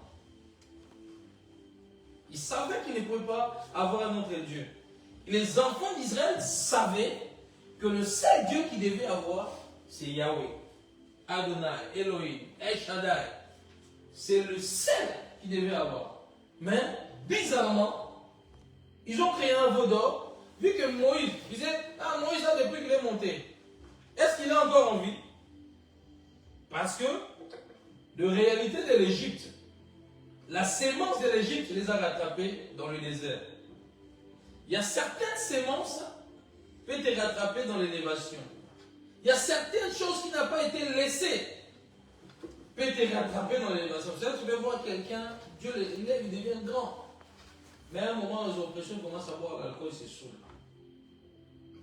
Parce qu'il y a quelque chose, il n'a pas traité dans le secret. Dans le secret. Est-ce que quelqu'un a avec moi? Amen. Dans les secrets. C'est très important. C'est très important à savoir ça. Et Jésus, maintenant, dans le contexte de la loi, mais il est dans un contexte de la loi. Lui-même, il est la loi, mais lui-même, il est en train de démontrer que ce n'est pas ça. Œil pour œil, dent pour dent. Mais moi, je vous dis, si quelqu'un, t'es juif, là, tant l'autre joue. Il est en train de modifier, réexpliquer la loi pour que la loi devienne équilibrée. Parce qu'on lapidait les gens injustement. Et maintenant, si la femme ne commettait pas l'adultère, qu'on est venu mentir. Certainement, il y a des choses comme ça qui existaient. Parce que dans tout un peuple, il y a toujours des injustices. Si quelqu'un ne t'aimait pas, elle a couché avec mon mari. Et à l'époque, juste une minute, s'il te plaît. À l'époque, il n'y avait pas les caméras. À l'époque, il n'y avait pas les experts pour checker. Donc ça veut dire que il n'y avait pas une forme d'équilibre. Ça veut dire que si moi je viens, j'aime pas la fille, là je suis jaloux, j'ai l'impression qu'il va voler. Toujours les femmes. Les femmes sont trop jalouses. Il y a des hommes aussi. Beaucoup de femmes sont trop jalouses. La fille là, qui regarde mon homme, qui passe à côté de mon homme. Pourtant la fille n'est pas là. Et puis un jour, elle va parpiller ça dans la tribu des enfants d'Israël. Il y avait plus de les 12 tribus qui étaient là. Et puis il va parpiller. Non, il a couché là, il a commis l'adultère. Imagine-toi, il y a des gens qu'on a lapidés injustement. Injustement. Vous voyez, tu voulais dire les choses? Oui, je voulais juste rajouter que par rapport au cas de l'adultère, des fois aussi, nous aussi, je veux dire, la vie de couple, c'est une vie où il faut avoir des limites, il faut vraiment avoir du contrôle. Effectivement. Parce que moi, j'ai connu des gens, ils battaient leurs femmes, mais qu'est-ce que tu vas dire à la femme? Que oui, que vous êtes mariés, quand vous êtes mariés, il faut rester ensemble. Ok, le monsieur a déjà tué sa femme émotionnellement. Donc moi, je pense vraiment que Jésus il faisait ça surtout par amour pour nous. Parce que si on voyait que la loi, ben, il y aurait d'office de l'injustice dans notre jugement, d'office. Effectivement. Voilà, c'est ça que moi je peux dire par rapport à ça. Quoi. Effectivement. Parce que la loi n'est pas parfaite. Donc la loi, on peut trébucher. On peut prendre des décisions comme il a dit, injustement. Parce que c'est pour cela que Jésus faisait des choses que les disciples disaient, mais non, mais qu'est-ce qu'il est en train de faire? Il mange avec le païen, les correcteurs d'impôts, les païens. Parce qu'eux ne devaient pas traîner les Juifs. Les Juifs ne devaient pas se mélanger avec les païens, ils ne devaient pas même manger, s'asseoir. Même aujourd'hui, quand vous allez en Verse, quand vous allez en Verse, vous allez voir les Juifs, ils sont entre eux, ils vont dans leur magasin. Tout, ils sont dans leur monde. Ils sont dans que eux. Donc, même quand ils marchent dans la vie en Verse, ils ne vous disent même pas bonjour. Ils sont entre eux, leur école, entre eux. Ils sont en Verse, entre eux. Ils se mélangent qu'entre eux, ils parlent qu'entre eux, ils se marient qu'entre eux, ils sont encore dans la loi. Donc ça veut dire aussi que quelqu'un maintenant t'agresse. Ou bien il y a un problème, tu tombes. Donc si maintenant un païen vient t'attraper, tu vas refuser. Il y a un truc que j'arrive pas à comprendre. Oui. C'est du coup la loi, ça vient de Dieu. Donc quand quelque chose qui vient de Dieu ne veut pas être parfait. En fait, est-ce que la loi n'est pas parfaite ou bien c'est l'homme qui est imparfait et qui n'arrive pas à suivre du coup la loi? Si la loi? En fait, parce que j'arrive pas à comprendre comment c'est que quelque chose qui vient de Dieu, la loi, est imparfait. Quelque chose qui vient de Dieu ne peut pas être imparfait. Du coup, est-ce que l'homme n'arrive pas à suivre la loi dû à son imperfection ou bien du coup c'est la loi qui est imparfaite? Ok, tout simplement, Dieu a donné la loi. Ok? La loi, quand Dieu donne la parole, même toi, si aujourd'hui on grandit de jour au jour, on comprend au fur et à mesure qu'on avance, les âges, les années, il y a certaines choses qu'on comprend. Maintenant, il faut savoir qu'eux, ils étaient dans un contexte où ils n'étaient pas nés de nouveau.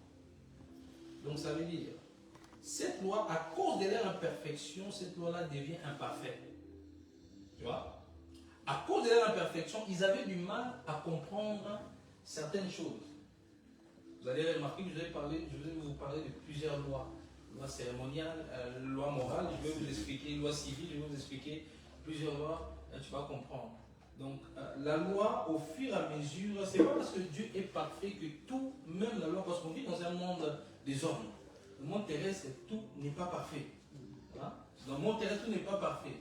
Et il y a même comment je peux dire, même nous sommes, nous avons les Saint-Esprit, mais vous allez constater que nous sommes imparfaits toujours. On se bat pour devenir parfait. Dieu a donné la loi aux hommes. Maintenant, la manière que cette loi a été transmise, les hommes qui ne sont pas nés de nouveau, qui n'ont pas le Saint-Esprit, avaient du mal à comprendre certaines choses. Dieu, quand il a donné la loi, c'était juste pour les guider. Il avait déjà un plan B dans le futur pour que Christ arrive maintenant et claire la loi dans sa totalité. Parce que cette loi-là, elle n'était pas vraiment parfaite à 100%, mais cette loi-là, elle devait être complétée quand Christ allait venir maintenant pour faire un travail, pour mourir à la croix, pour rester dans le monde. Aujourd'hui, quand on parle de la Bible, tantôt il m'a posé une question. Dans l'ancienne alliance, les gens ne chassaient pas des démons. Ça n'existait pas ces choses-là. Quand Jésus enseignait, on disait que c'est une nouvelle doctrine. Mais comment ça se fait que les pharisiens et les scribes, qu'ils étaient versés dans les Tanakh, dans les Nevi'im, les Ketuvim, la Torah, ils connaissaient ça par cœur. Mais comment ça se fait qu'ils avaient du mal à pardonner? Comment ça se fait qu'ils faisaient des choses que quand Jésus regardait, il dit, mais ça c'est pas normal. Mais comment c'est que Jésus-Christ, c'est la question plutôt à se poser, comment Jésus-Christ arrive? Là on doit lapider, on doit plus lapider. Mais est-ce que c'est Dieu qui a donné une loi imparfaite ou bien c'est l'homme? Moi je crois que le problème, ce n'est pas Dieu. Le problème que Dieu nous a donné une petite portion. Et tant que l'ombre, c'est l'ombre des choses à venir. Et tant que Christ ne s'est pas encore manifesté dans sa grandeur sur la terre, la loi, elle ne devait pas encore être complétée à 100%. C'est pour ça, voilà pourquoi que l'homme avait du mal à respecter certaines choses, ne comprenait pas certaines choses. Quand Christ est arrivé, regarde aujourd'hui, quand quelqu'un est né de nouveau, il y a des choses. Hein, regarde aujourd'hui les pardons. Si je te parle de pardon, tu comprends directement. À cause de quoi? La nouvelle naissance. Mais à l'époque, ils avaient du mal à pardonner. Aujourd'hui, même si tu vas chez les musulmans, certains musulmans, hein, fais-lui du mal, il va te remettre du mal. Parce qu'ils sont dans la dimension de la loi. Maintenant, Christ est venu rendre ces côtés-là charnels, spirituels. Faire comprendre. Je vous ai posé une question simple. Ah, si quelqu'un a soif, donne-lui à boire. Hein, ne fais pas du mal à ton prochain. Mais malgré que dans la loi, il y avait toujours ces principes-là, mais ces principes-là, les gens faisaient ça dans la chair. Mais aujourd'hui, même toi-même, à cause de l'esprit, à cause de mort à la croix, c'est inscrit dans le cœur de chaque homme. Même un païen aujourd'hui, il sait que je ne peux pas tuer. Même un païen aujourd'hui, il sait que je ne peux pas tuer à cause du travail qui a été fait dans la spiritualité, à cause d'un réveil de la croix. Donc, bien aimé dans le Seigneur, et donc, les enfants de Dieu, nous ne devons pas marcher dans la loi, mais nous sommes dans un temps de la grâce. La grâce, elle ouvre une nouvelle saison. La grâce, elle ramène la spiritualité. Mais la loi, elle éteint la spiritualité. Parce que la loi, c'est des principes que si tu suis la loi, tu dois faire respecter toute la loi. Et que tu sais que c'est impossible de respecter toute la loi à la lettre. C'est pour cela que je dis, tu n'es pas sauvé par tes œuvres, par tes propres efforts, mais c'est par la grâce de Dieu, par l'Esprit de Dieu, qui fait un travail en toi. Vous allez remarquer quand tu lis ta Bible, il y a des choses que tu comprends. Mais ce qu'il lisait, d'ailleurs même à l'époque, c'était le prophète qui pouvait lire les Tanakh que le peuple écoutait. Tu vois? Mais maintenant, nous tous on a la Bible, parce que c'est une grâce. On peut avoir la Bible, aujourd'hui on peut lire. Mais à l'époque, dans l'ancienne alliance, hein, on devait lire seulement les Tanakh, c'était un livre vraiment très sacré. On gardait ça précisément dans une forme de bibliothèque. On le prenait, on le mettait, on l'ouvrait, c'était des rouleaux. C'était pas comme des Bibles, c'était des rouleaux. On ouvrait les rouleaux, on lisait, exemple, le livre d'Ésaïe. Jésus-Christ, quand il est arrivé, il était sous la loi. Mais là, il lit le livre d'Ésaïe. Mais après, il va dire quoi? Cette parole s'était accomplie. Mais aujourd'hui, comment ça? Il n'y a que le Messie qui peut accomplir cette parole. Mais le Messie était là, en train d'annoncer une nouvelle ère spirituelle, une nouvelle vague de l'esprit, plus la nouvelle vague de la loi. La loi, elle a laissé ça chez les pharisiens et les sadducéens qui respectaient matin, midi, soir. Ils étaient champions. Mais dans leur cœur, ils étaient méchants. Dans leur cœur, ils étaient mauvais. Dans leur cœur, ils étaient orgueilleux parce que la loi, elle nettoie pas l'intérieur. Elle lave juste la surface. Mais quand Jésus arrive, il leur présente maintenant la vraie connaissance équilibrée. Et aujourd'hui, si aujourd'hui tu es là, ici, tu es sauvé. Aujourd'hui, quand on parle de Jésus, ça te perce. Aujourd'hui, il y a plusieurs. Si on demande le témoin de chaque personne, d'autres vont dire, ah, moi j'étais voyou à porte de la mur. D'autres vont te dire, non, moi j'étais vendeur de chambres. D'autres vont te dire, moi j'étais dans la prostitution. D'autres vont te dire, moi j'étais dans ça, dans ça. Mais qui vous a convaincu de appartenir à Jésus-Christ en parlant maintenant en langue? C'est l'œuvre que Jésus a fait à la croix. Il est venu faire un travail. Il vous a donné quoi? Le consolateur qui a fait un réveil dans votre esprit. Mais ceux qui étaient dans l'ancienne alliance, il n'y avait pas ce réveil-là. Il n'avait pas ce réveil-là. Il devait encore faire, comme je dis tantôt, les ablutions. Il devait encore faire certaines pratiques, certaines prières qu'il devait faire, certaines choses qu'il devait faire. C'était compliqué. C'était très compliqué. Maintenant, Jésus a fermé la loi. Jésus a ouvert notre page. Il a ouvert notre page. Donc, aime ton prochain comme toi-même. Fais du bien à ceux qui te fait. Ceux qui te maudissent. Dans l'ancienne alliance, on te maudit. Dans l'ancienne alliance, on te maudit. Dans la nouvelle alliance, on te bénit. On dit bénissez ceux qui vous persécutent, ceux qui vous maudissent. Bénissez. Hein? Ne faites pas du mal à ton prochain. Et aujourd'hui, les hommes et les femmes, les chrétiens surtout, et les chrétiens, ils ont la langue. Quand ils commencent même à insulter, c'est comme s'il lui suffirait de venir s'asseoir dans l'air là.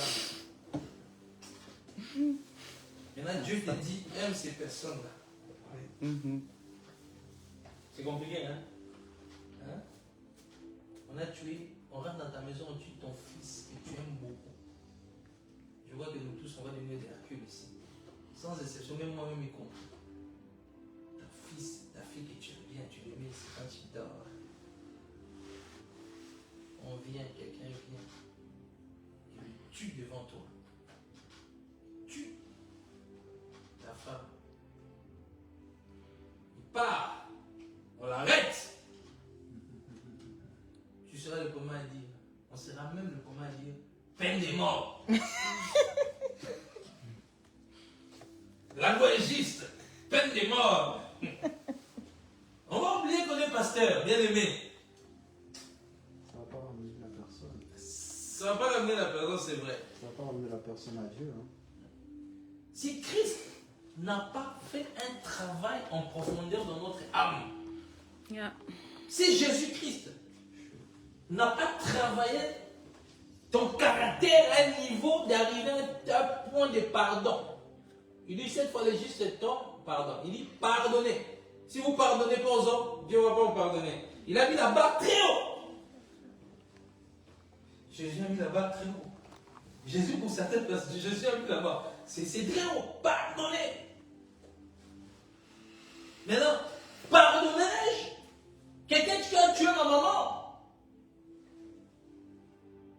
Pardonnez mon mari qui m'a trompé plus de 80 fois. J'ai la crabe dans mon propre lit. Avec une femme, en plus de ça, on laisse s'excuser des lits dehors.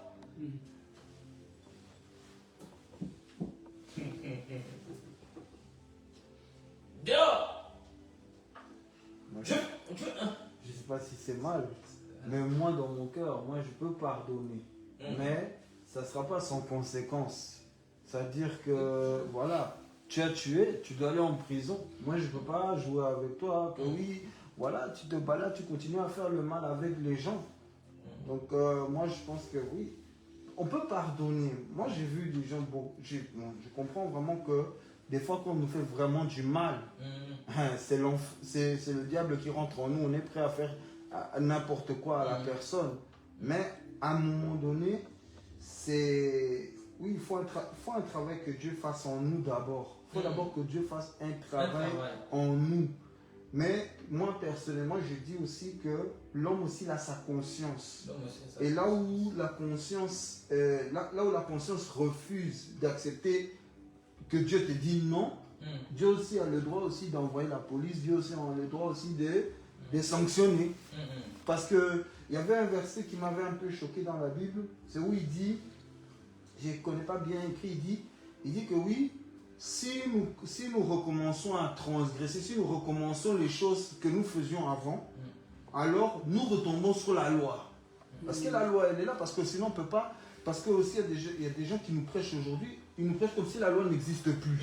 Comme si la loi n'existe plus, comme si les 10 commandements n'existent plus. Non, les commandements sont là, mais on les met en pratique par le Saint-Esprit. Maintenant, quand quelqu'un commence à faire des choses comme tuer, comme faire des choses comme ça, non. Là, il y a quelque chose qui revient. Comme il dit, la loi est pour le pécheur. Nous, les enfants de Dieu, quand on dit qu'on n'est pas pécheur, c'est justement ça. On est enfant de Dieu, on doit avoir la nature de Dieu, on doit avoir le caractère de Dieu. Une fois qu'on se refuse le caractère de Dieu, on retourne devant la loi. On est encore devant la loi. Hein? Moi, je trouve, parce que les versets là que tu parles, là, que Jésus a parlé, moi, je trouve que c'était vraiment pour nous montrer qu'on est insuffisant. On est vraiment incapable de se justifier devant la loi. Voilà. Seuls les pharisiens et eux dans leur temps, et nous aussi dans notre folie aussi, des fois aussi on répond aussi, non. Voilà. C'est ça moi je peux dire. Mais sinon la loi doit rester là. La loi doit rester là parce que sinon, quelqu'un n'a pas de limites. Quelqu'un n'a pas de limites, il peut venir ici, il tue quelqu'un, il peut dire non. Comment dire, tout ça, on est des croyants. Non, il y a aussi une loi qui nous protège. Je refais la parenthèse en disant que, voilà, imaginons que le Saint-Esprit n'est plus sur la terre. Mais vous imaginez qu'est-ce qu'on peut nous faire? Vous imaginez qu'est-ce qu'on peut nous faire si le Saint-Esprit n'était plus sur la terre? Les gens feraient n'importe quoi avec les démons. Ils nous trancheraient la gorge 10 000 fois sans pardon. Donc, il faut aussi voir que oui, l'Esprit de Dieu, c'est aussi un esprit de justice, c'est un esprit de justice, c'est un esprit de pardon, c'est un esprit de miséricorde. Mais c'est aussi un esprit qui met aussi la condamnation, parce que je me mets maintenant à la place de celui qui a commis par exemple le viol ou quoi que ce soit. Mais il ne peut pas être en paix et marcher comme ça. Hein? Il doit aussi sentir que Dieu n'est pas content de ce qu'il a fait. C'est ça aussi qu'il faut aussi que l'homme aussi se rende compte qu'avec Dieu il y a des limites. On ne peut pas jouer avec la colère de Dieu comme ça aussi. Dieu est amour, mais c'est aussi un feu dévorant quand on exagère. Voilà. Je sais pas forcément ce que tu es en train de dire, c'est juste en train de compléter. Maintenant, moi, ma question c'était que si quelqu'un te fait toi du mal, ça va avec la loi qui nous protège, ça c'est autre chose, parce que ça a lui la justice, ça a lui la rétribution. Notre justice, c'est pas de se venger.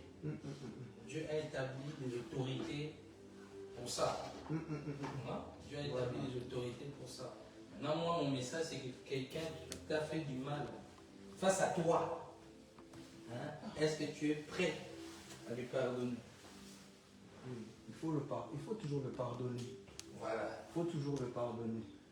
Mais ce n'est pas sans conséquence. Ça veut dire que moi je le pardonne et je dis voici. Il est honnête, hein? C'est vrai, il est honnête. Moi je suis honnête, hein. Moi je suis comme ça. Je dis je te pardonne, tu m'as fait du mal. Si vraiment tu es venu sincèrement, Dieu va te libérer dans ces choses-là. Il n'y aura pas de sanctions. Je n'ai pas à rajouter des paroles, je t'ai pardonné. Mais si tu fais quelque chose, moi tu me fais du mal. Je vois que tu ne regrettes rien.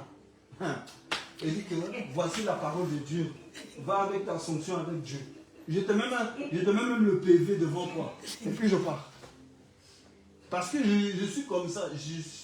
C'est pas ma nature de laisser les gens. Bon, on peut se taire, oui, dans certains cas on peut se taire et tout ça. Et ça dépend aussi des personnes. Ça dépend des personnes. Il y a des personnes qui connaissent la parole. Eux, c'est autre chose. Ce sont nos frères, on doit les parler en douceur, on doit les faire comprendre des choses en douceur. Mais les païens qui ne connaissent rien, je préfère me taire. Parce que ça ne sert à rien, il n'est pas dans mon monde, il n'est pas dans le royaume de mon Père. Donc c'est différent. Amen. Je ne traite pas un païen comme je traite un chrétien. Un chrétien, il est en train de croître, donc on peut encore dialoguer. Mais un frère, un pasteur, plutôt un païen, on arrête là. Tu vas continuer.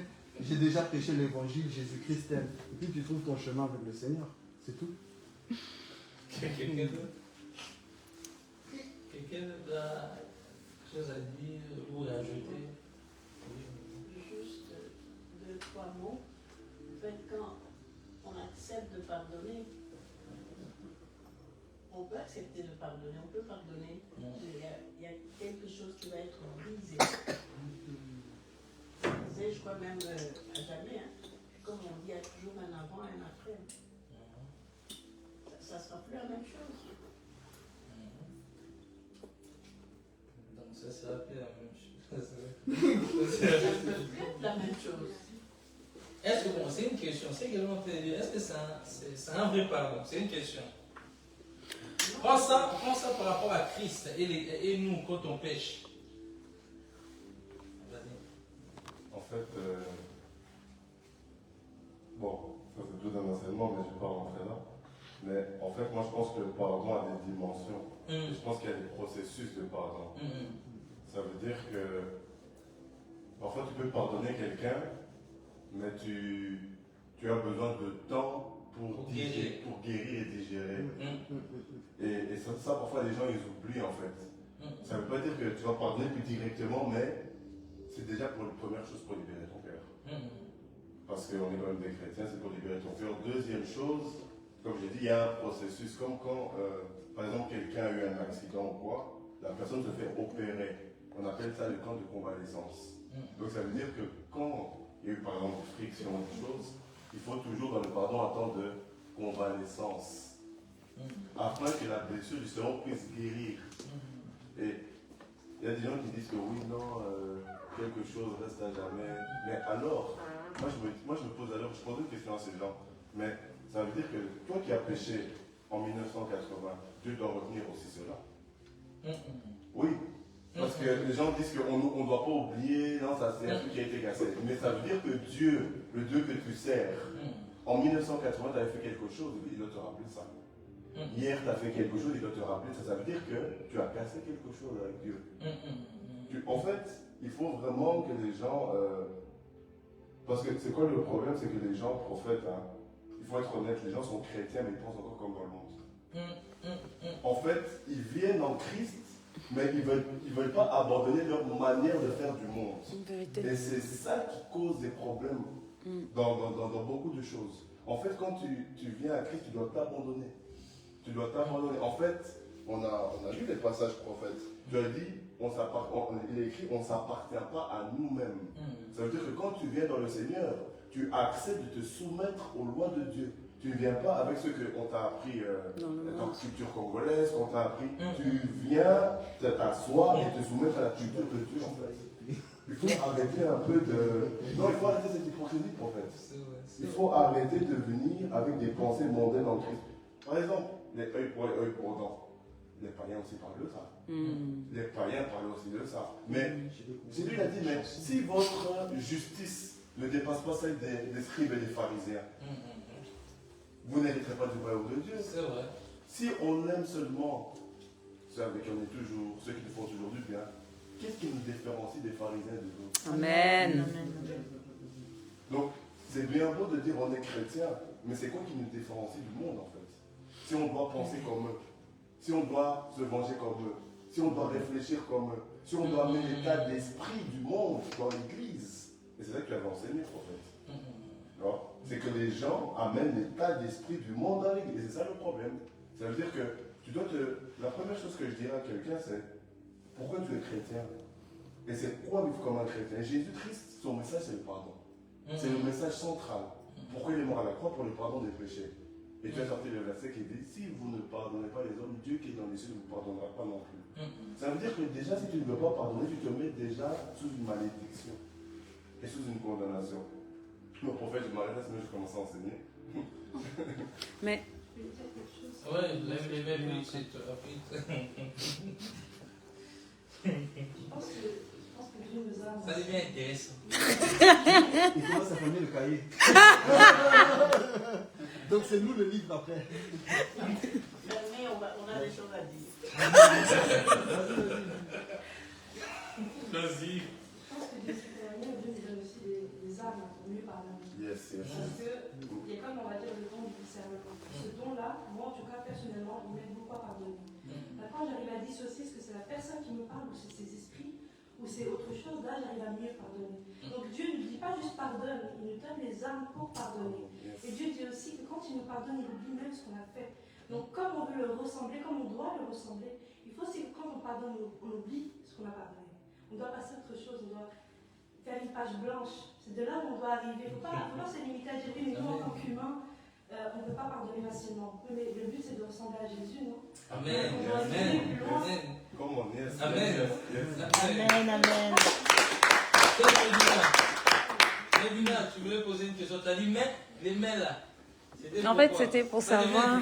C'était pour savoir. Bon, ok. Attention, pourquoi les pardons agitent la soeur comme ça? Tout simplement, l'amour agite la soeur. Dieu veut parler à quelqu'un. En fait, je voulais savoir, donc on pardonne la personne, mais sommes-nous obligés de rester proche de la personne, sachant que la personne, on va dire si la personne a tendance à souvent nous faire mal, c'est-à-dire que la personne ne veut pas changer, qu'il soit dans le monde ou en Christ, on va dire. Mais dans ce cas de figure, ok, je te pardonne, mais suis-je obligée de rester avec toi? Parce que je pense à Dieu qui nous pardonne, mais il y en a quand même qui vont en enfer aussi parce qu'ils ne veulent pas changer d'attitude et de comportement. Bon, maintenant, où est justement l'attitude qu'on doit avoir quand quelqu'un nous fait tout le temps du mal, ne comprend toujours pas qu'elle nous fait du mal? Qu'est-ce que nous, on doit faire en fait en tant qu'enfant de Dieu? Alors qu'on pardonne à chaque fois, mais à la longue, ça use. Qu'est-ce qu'on doit faire en fait? C'est comme si on laisse une porte ouverte à la personne de toujours venir... voilà, ça ouvre une porte à chaque fois avec la personne en fait. Qu'est-ce qu'on fait? Moi, je donne ma main. avec un clou ici. En fait, prenez le marteau, venez taper là. Comme on a tapé dans la main de Jésus, il a eu mal. Vous tapez une fois, j'ai dit aïe!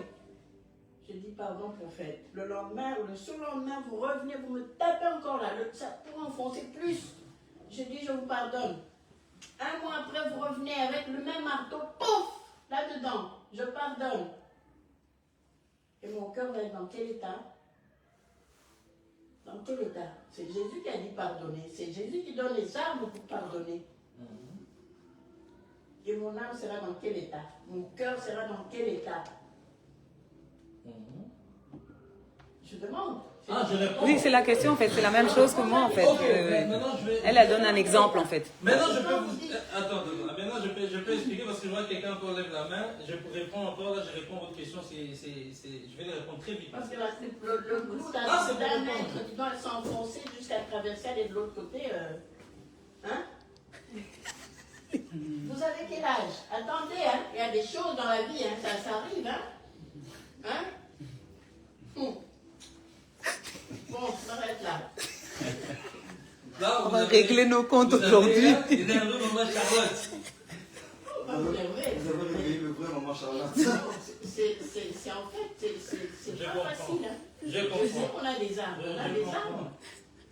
C'est pas qu'on est dans le monde, qu'on bascule par là ou qu'on non. Il y a des choses où on se dit, mais parfois on se demande, mais pourquoi je vis? Ok. C'est vrai que Dieu a dit pardonner combien de fois? 60. 60 voilà. Le Dieu, là, c'est lui qui a créé tout ça. C'est lui, il connaît l'état de nos cœurs. Et il sait juste qu'on peut supporter. Il nous donne des armes pour supporter. Il nous donne des armes pour se reconstruire. Mais le clou qu'on t'enfonce à chaque fois, 100 000 fois, il y a des choses qu'on... Bon. Ok. Bon. Là, j'arrive là, parce que je vois qu'ils élèvent les mains en même temps. Non, c'est bon. Les avoir. Moi, je passe. Dieu dit de pardonner, il nous donne les armes. Oui. Là, je ne parle pas de ce qu'on est capable de faire, je parle de ce que Dieu nous donne pour le faire. Mais il dit aussi protéger votre cœur. Il ne te dit pas de pardonner, de rester avec cette personne qui te fait tant du mal. Lui va s'en charger, c'est pour ça qu'il dit remettez toutes choses entre les mains. Elle a dit tout ce qu'il fallait dire, hein, Mandina. Non, je sais bien, mais il dit aussi protéger votre cœur. Oui, c'est pas facile, hein. Non, je ne dis pas que c'est facile, je dis juste ce que Dieu dit de faire. Parce que nous, on doit le suivre. Rien n'est facile sans lui. Medina a dit quel sera le rapport avec la personne qui vous a fait plusieurs fois mal. Elle a dit qu'on est obligé de rester. Est-ce qu'on est obligé? C'est ça ma question, oui. Et à cette personne, tu vas donner un verre d'eau? Je donnerai un verre d'eau, oui. Tu donneras un verre d'eau. Et dans ton cœur sera pur quand tu vas lui donner un verre d'eau. Ok. On peut prendre Éphésiens chapitre 4, verset 32. Après, je vais expliquer. Éphésiens chapitre 4. Est-ce que vous pouvez avancer un peu devant, comme ça les enfants peuvent s'asseoir derrière? Vous pouvez avancer devant. Avancez un peu devant. Faites rentrer les enfants discrètement derrière. Vous pouvez faire rentrer les enfants derrière. Ils peuvent rentrer juste, rester à côté d'eux. Je dirais qu'ils ne soient pas. Ok. Attends d'abord qu'ils vont s'asseoir. Ok.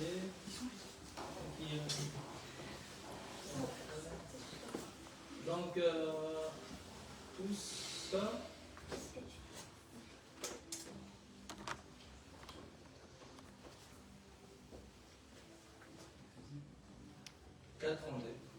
Tu peux.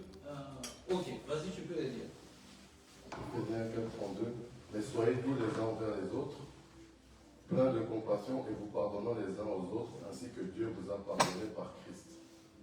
Et dans la version, on dit vous pardonnez réciproquement comme Dieu vous a pardonné en Christ. Maintenant, il y a plusieurs catégories de personnes, tout ça dépend du travail que tu as accompli avec Dieu au niveau de ton cœur. Hein? Il y a des niveaux où tu peux pardonner. Il y a des personnes, on a foncé. Ils ont tellement travaillé la dimension du cœur, ça ne leur fait plus rien.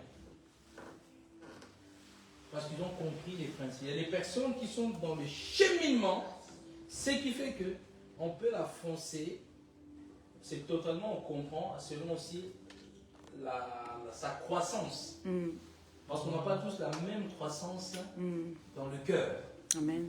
On n'a pas tous la même dimension. C'est pour cela, c'est tout à fait normal si d'autres disent que je pardonne, d'autres disent je comprends sur l'autre côté, on t'a foncé, on t'a fait du mal, on t'a fait du mal, et que la personne là, est-ce que tu vas encore rester près de la personne ou quand tu es dans cet état-là, je comprends d'une part parce qu'il y a des personnes par sagesse, comme ils n'ont pas encore atteint certaines dimensions du travail du cœur pour ne pas toujours être offensé, parce que quand on t'offense, ça fait très mal. Des fois, ça peut même réveiller ton ancien, la personne qui t'a fait du mal. Tu viens, tu demandes pardon, tu pardonnes. Tu es obligé déjà de pardonner. Mais le fait que mon cœur n'a pas encore été travaillé dans une certaine dimension, c'est qui fait que, par sagesse, je m'écarte.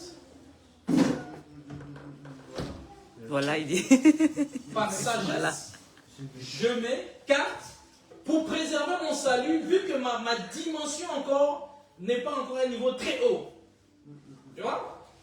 Parce que si tu connais, parce que chacun s'y connaît, il faut être vrai. Amen. Chacun connaît son évolution avec Dieu. Amen.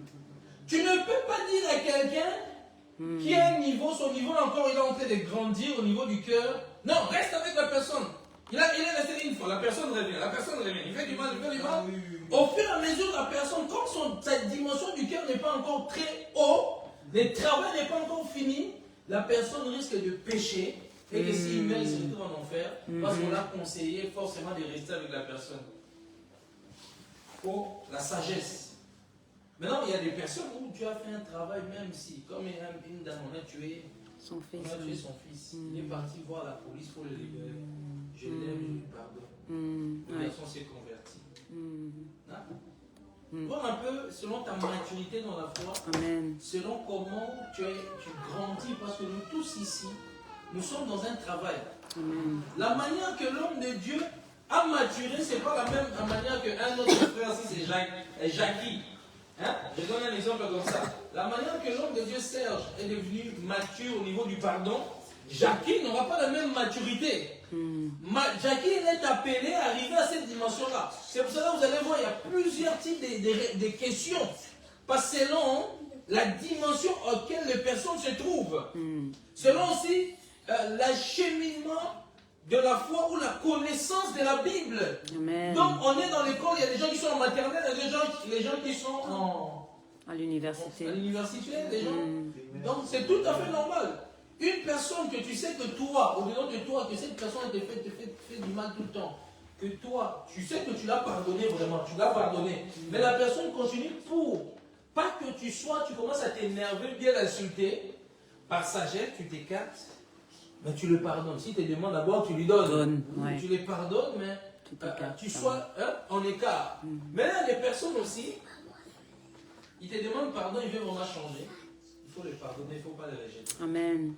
Mais là, s'il ne porte pas des fruits de son changement, de son pardon, parce qu'il y a des fruits, quelqu'un te demande pardon, mais il continue à te blesser tout le temps, par sagesse. Tu le vois, tu dis bonjour, tu parles avec, mais par sagesse, écarte-toi pour préserver. Il dit préserve encore plus que toute autre chose. Parce que nous n'avons pas tous la même dimension au niveau du cœur. Nous n'avons pas tous la même manière de pardonner. La manière que toi tu vas pardonner facilement quelqu'un, l'autre il aura du mal à pardonner. À cause, de sa maturité. D'autres ils sont moins, c'est pas qu'ils ne sont pas matures, mais il y a des grades même dans la maturité, dans la foi. Il y a des gens qui sont matures, mais à un certain niveau, que Dieu est en train de faire un travail, comme Dieu fait le travail avec chaque personne, petit à petit. Il y a des gens qui étaient là dans la foi depuis longtemps. Quand je dis dans la foi, ce n'est pas je fais 40 ans dans la foi, non. Quand je dis dans la foi, c'est dans l'esprit, naître de nouveau. C'est là où on compte vraiment la foi. Tu as reçu le Saint-Esprit. Tu as abandonné le monde. C'est là où on compte vraiment la foi. Parce que la plupart de chez nous, les Africains, c'est que les gens, depuis qu'ils sont petits, sont dans la foi. Mais est-ce qu'ils sont nés de nouveau? La foi commence, c'est là où vraiment on est né de nouveau. La foi ne commence pas. En fait, la foi, ce n'est pas parce que je fais 50 ans dans... dans une église. Non, la foi commence c'est quand on a reçu Jésus-Christ réellement, et quand on est de nouveau, quand on ressent l'amour de Christ, quand on ressent le Saint-Esprit, on fait ce que Dieu dit. C'est là que la foi, on commence à compter la foi comme ça. C'est là où maintenant, à partir de là, tu peux commencer à mesurer. Ah, ça fait 10 ans que je suis dans la foi. Ça fait 10 ans dans la foi. Parce que moi, j'ai eu des personnes, ça fait 40 ans même avant moi dans la foi. Mais c'est encore des bébés. Tu dois encore expliquer les choses dans l'esprit. C'est encore des bébés, on peut expliquer les choses dans l'esprit. Donc, pardonnez, parce que Dieu demande de pardonner. Pardonnez-vous réciproquement. Hein? C'est très très important. Que le pardon soit sincère. Hein? Parce qu'il y a aussi ce faux pardon. Je te pardonne, mais reste loin de moi. Ça aussi, c'est pas seulement que. Il y a des gens même en fait. Hein? Il y a des gens, il faut s'écarter. Mais aussi des gens, il ne faut pas s'écarter. Maintenant, des gens profitent. Je te pardonne, mais reste loin de moi. Mais il y a des fois, ce sont des faux pardons. Il y a certaines fois, ce sont des faux pardons. Mais tu vas remarquer que quand tu vois le frère, la soeur, avec des années, il a parlé de cicatrices. Oui, il y a aussi un temps à cicatrice. Après avoir cicatrisé, après 8 ans, 5 ans, 2 ans, que la personne, tu le vois. Quand tu le vois, qu'est-ce que tu penses dans ton cœur? C'est pour ça que tu dois savoir. Même quand tu dis bonjour. Il fait comme ça, il y a des gens, hein, il dit bonjour. C'est votre patron. Hein? Votre patron au travail, vous allez faire. C'est pas possible. C'est pas possible en quoi? Il ne va jamais vous demander pardon parce que vous savez, c'est réciproque. Ok. Maman Charlotte, la Bible reste la Bible. Nous sommes, la Bible reste la Bible. Il n'y a aucun verset qui contredit ce que je suis en train de dire. À moins qu'on ouvre la Bible. Non, c'est pas ça. Mais au travail, quelqu'un qui vous... Au travail? Oui. Ah, tu donnes l'exemple du travail. Quelqu'un qui fait quoi? Qui vous fait du mal? Votre patron qui vous insulte, vous fait des trucs, des choses... De toute façon, le patron, c'est pas ça, c'est lui notre patron. Oui, mais comment il va Ça, c'est compliqué encore. Où ça? Oui. Moi, je demande pardon. Oui. Oui, est-ce qu'il peut vous demander pardon? Moi, mon patron, déjà au travail, nous a demandé pardon. Tout ça dépend de quel patron que tu es. Tout ça dépend de qui. Maintenant, le patron qui ne demande pas pardon, tu n'as pas besoin de son pardon. Toi, du moment que tu l'as pardonné, parce que toi, tu es un enfant de Dieu, lui, peut-être, il est mondain. Et lui, son sort, c'est Dieu. Toi, tu n'as pas à t'occuper de ça. D'ailleurs, même, je vois mal les patrons, la majorité, ils ne vont pas demander pardon, à moins qu'ils sont humbles. Maintenant, toi, quand on parle pardonner, on parle du cadre de l'église. Tu es censé, un mondain ne va pas te demander forcément pardon. Quand on parle ici, la Bible, on parle de chrétiens, l'église, comment vivre. Parce que c'est des personnes qui ont été rachetées pour aller au ciel. Ceux qui sont dehors pour l'instant, tant qu'ils n'ont pas reçu Jésus-Christ, ils ne sont pas rachetés. Tu ne vas pas imposer un païen là-bas à te demander pardon. Un païen, tu le demandes. Oui. Un patron comme ça, vous avez un patron insupportable. Oui. Comment vous allez être en paix? C'est ça que je dis pas. Alors, il faut. Non. Si tu parles d'un patron insupportable et continue à changer de travail, qu'est-ce que tu restes là? Ah, mais je veux que je te dise quoi? Si tu veux pas, s'il a un choix, tu restes là, tu le supportes comme ça. Parce que toi, tu dois lui montrer l'exemple. Parce que c'est pas parce que ton patron t'écrit, toi aussi tu l'écris. Il va dire quoi? Ça, c'est un exemple. Un patron tu me donnes l'exemple d'un patron au sein du travail, qui est insupportable. Si tu ne veux pas quitter, ben, tu vas rester là supporter. Et si tu. Tout à l'heure, pour prendre des cours, tu peux prendre les gars, c'est ton travail, tu vas partir comme ça? Mais Dieu moi j'ai eu ce genre de cas-là. Hein? J'ai travaillé dans un H&M. J'étais en stage, on me traitait très mal. Et j'étais vraiment, bon voilà, j'étais sans voix, je ne savais pas quoi dire. Et arrivé là, un jour je vais chez mon professeur et tout ça, et il me demande comment ça se passe. Et moi je lui dis, ben, écoute, très franchement, j'ai envie de changer des stages. Ah mais non Jonathan, pourquoi tu veux changer des stages? Ça ne se fait pas. Je dis ce que je ressens. Elle est venue, elle a dialogué avec le patron. Et puis elle m'a dit, Jonathan, tu vas changer des stages. Et j'ai senti comme si c'était c'est comme si j'étais en Égypte. Là où je travaillais, j'avais vraiment l'impression d'être en Égypte, comme on raconte l'histoire là des donneurs de corvée, quoi. Et quand je suis sorti, c'était une libération.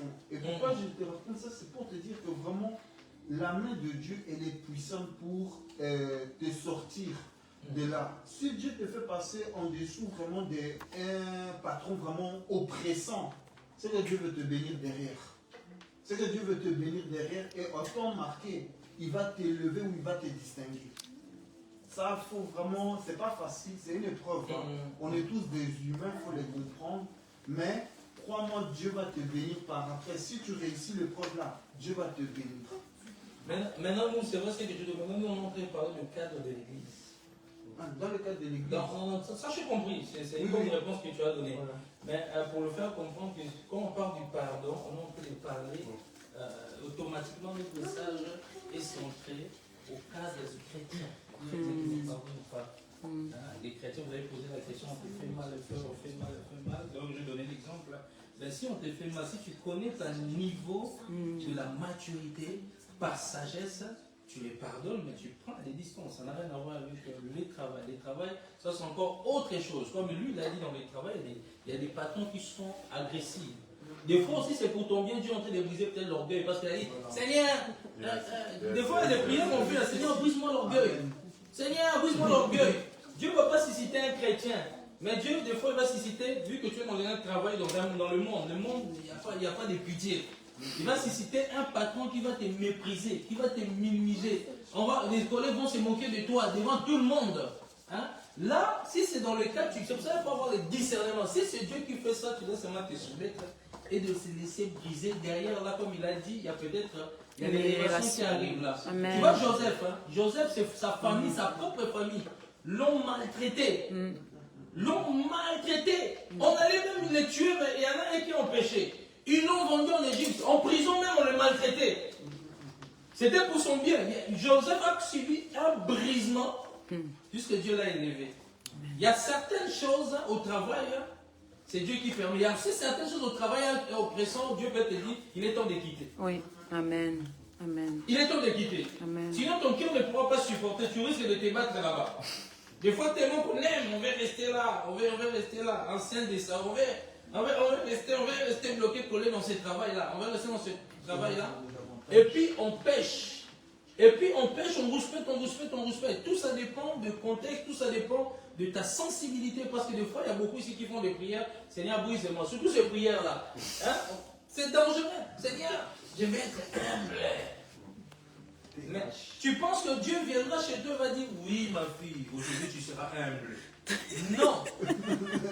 Il va insulter quelqu'un qui va te regarder avec l'œil hautain. Tu ne sers à rien, tu ne vaux rien. Regarde, tu es mort, tu es habillé comme un clochard.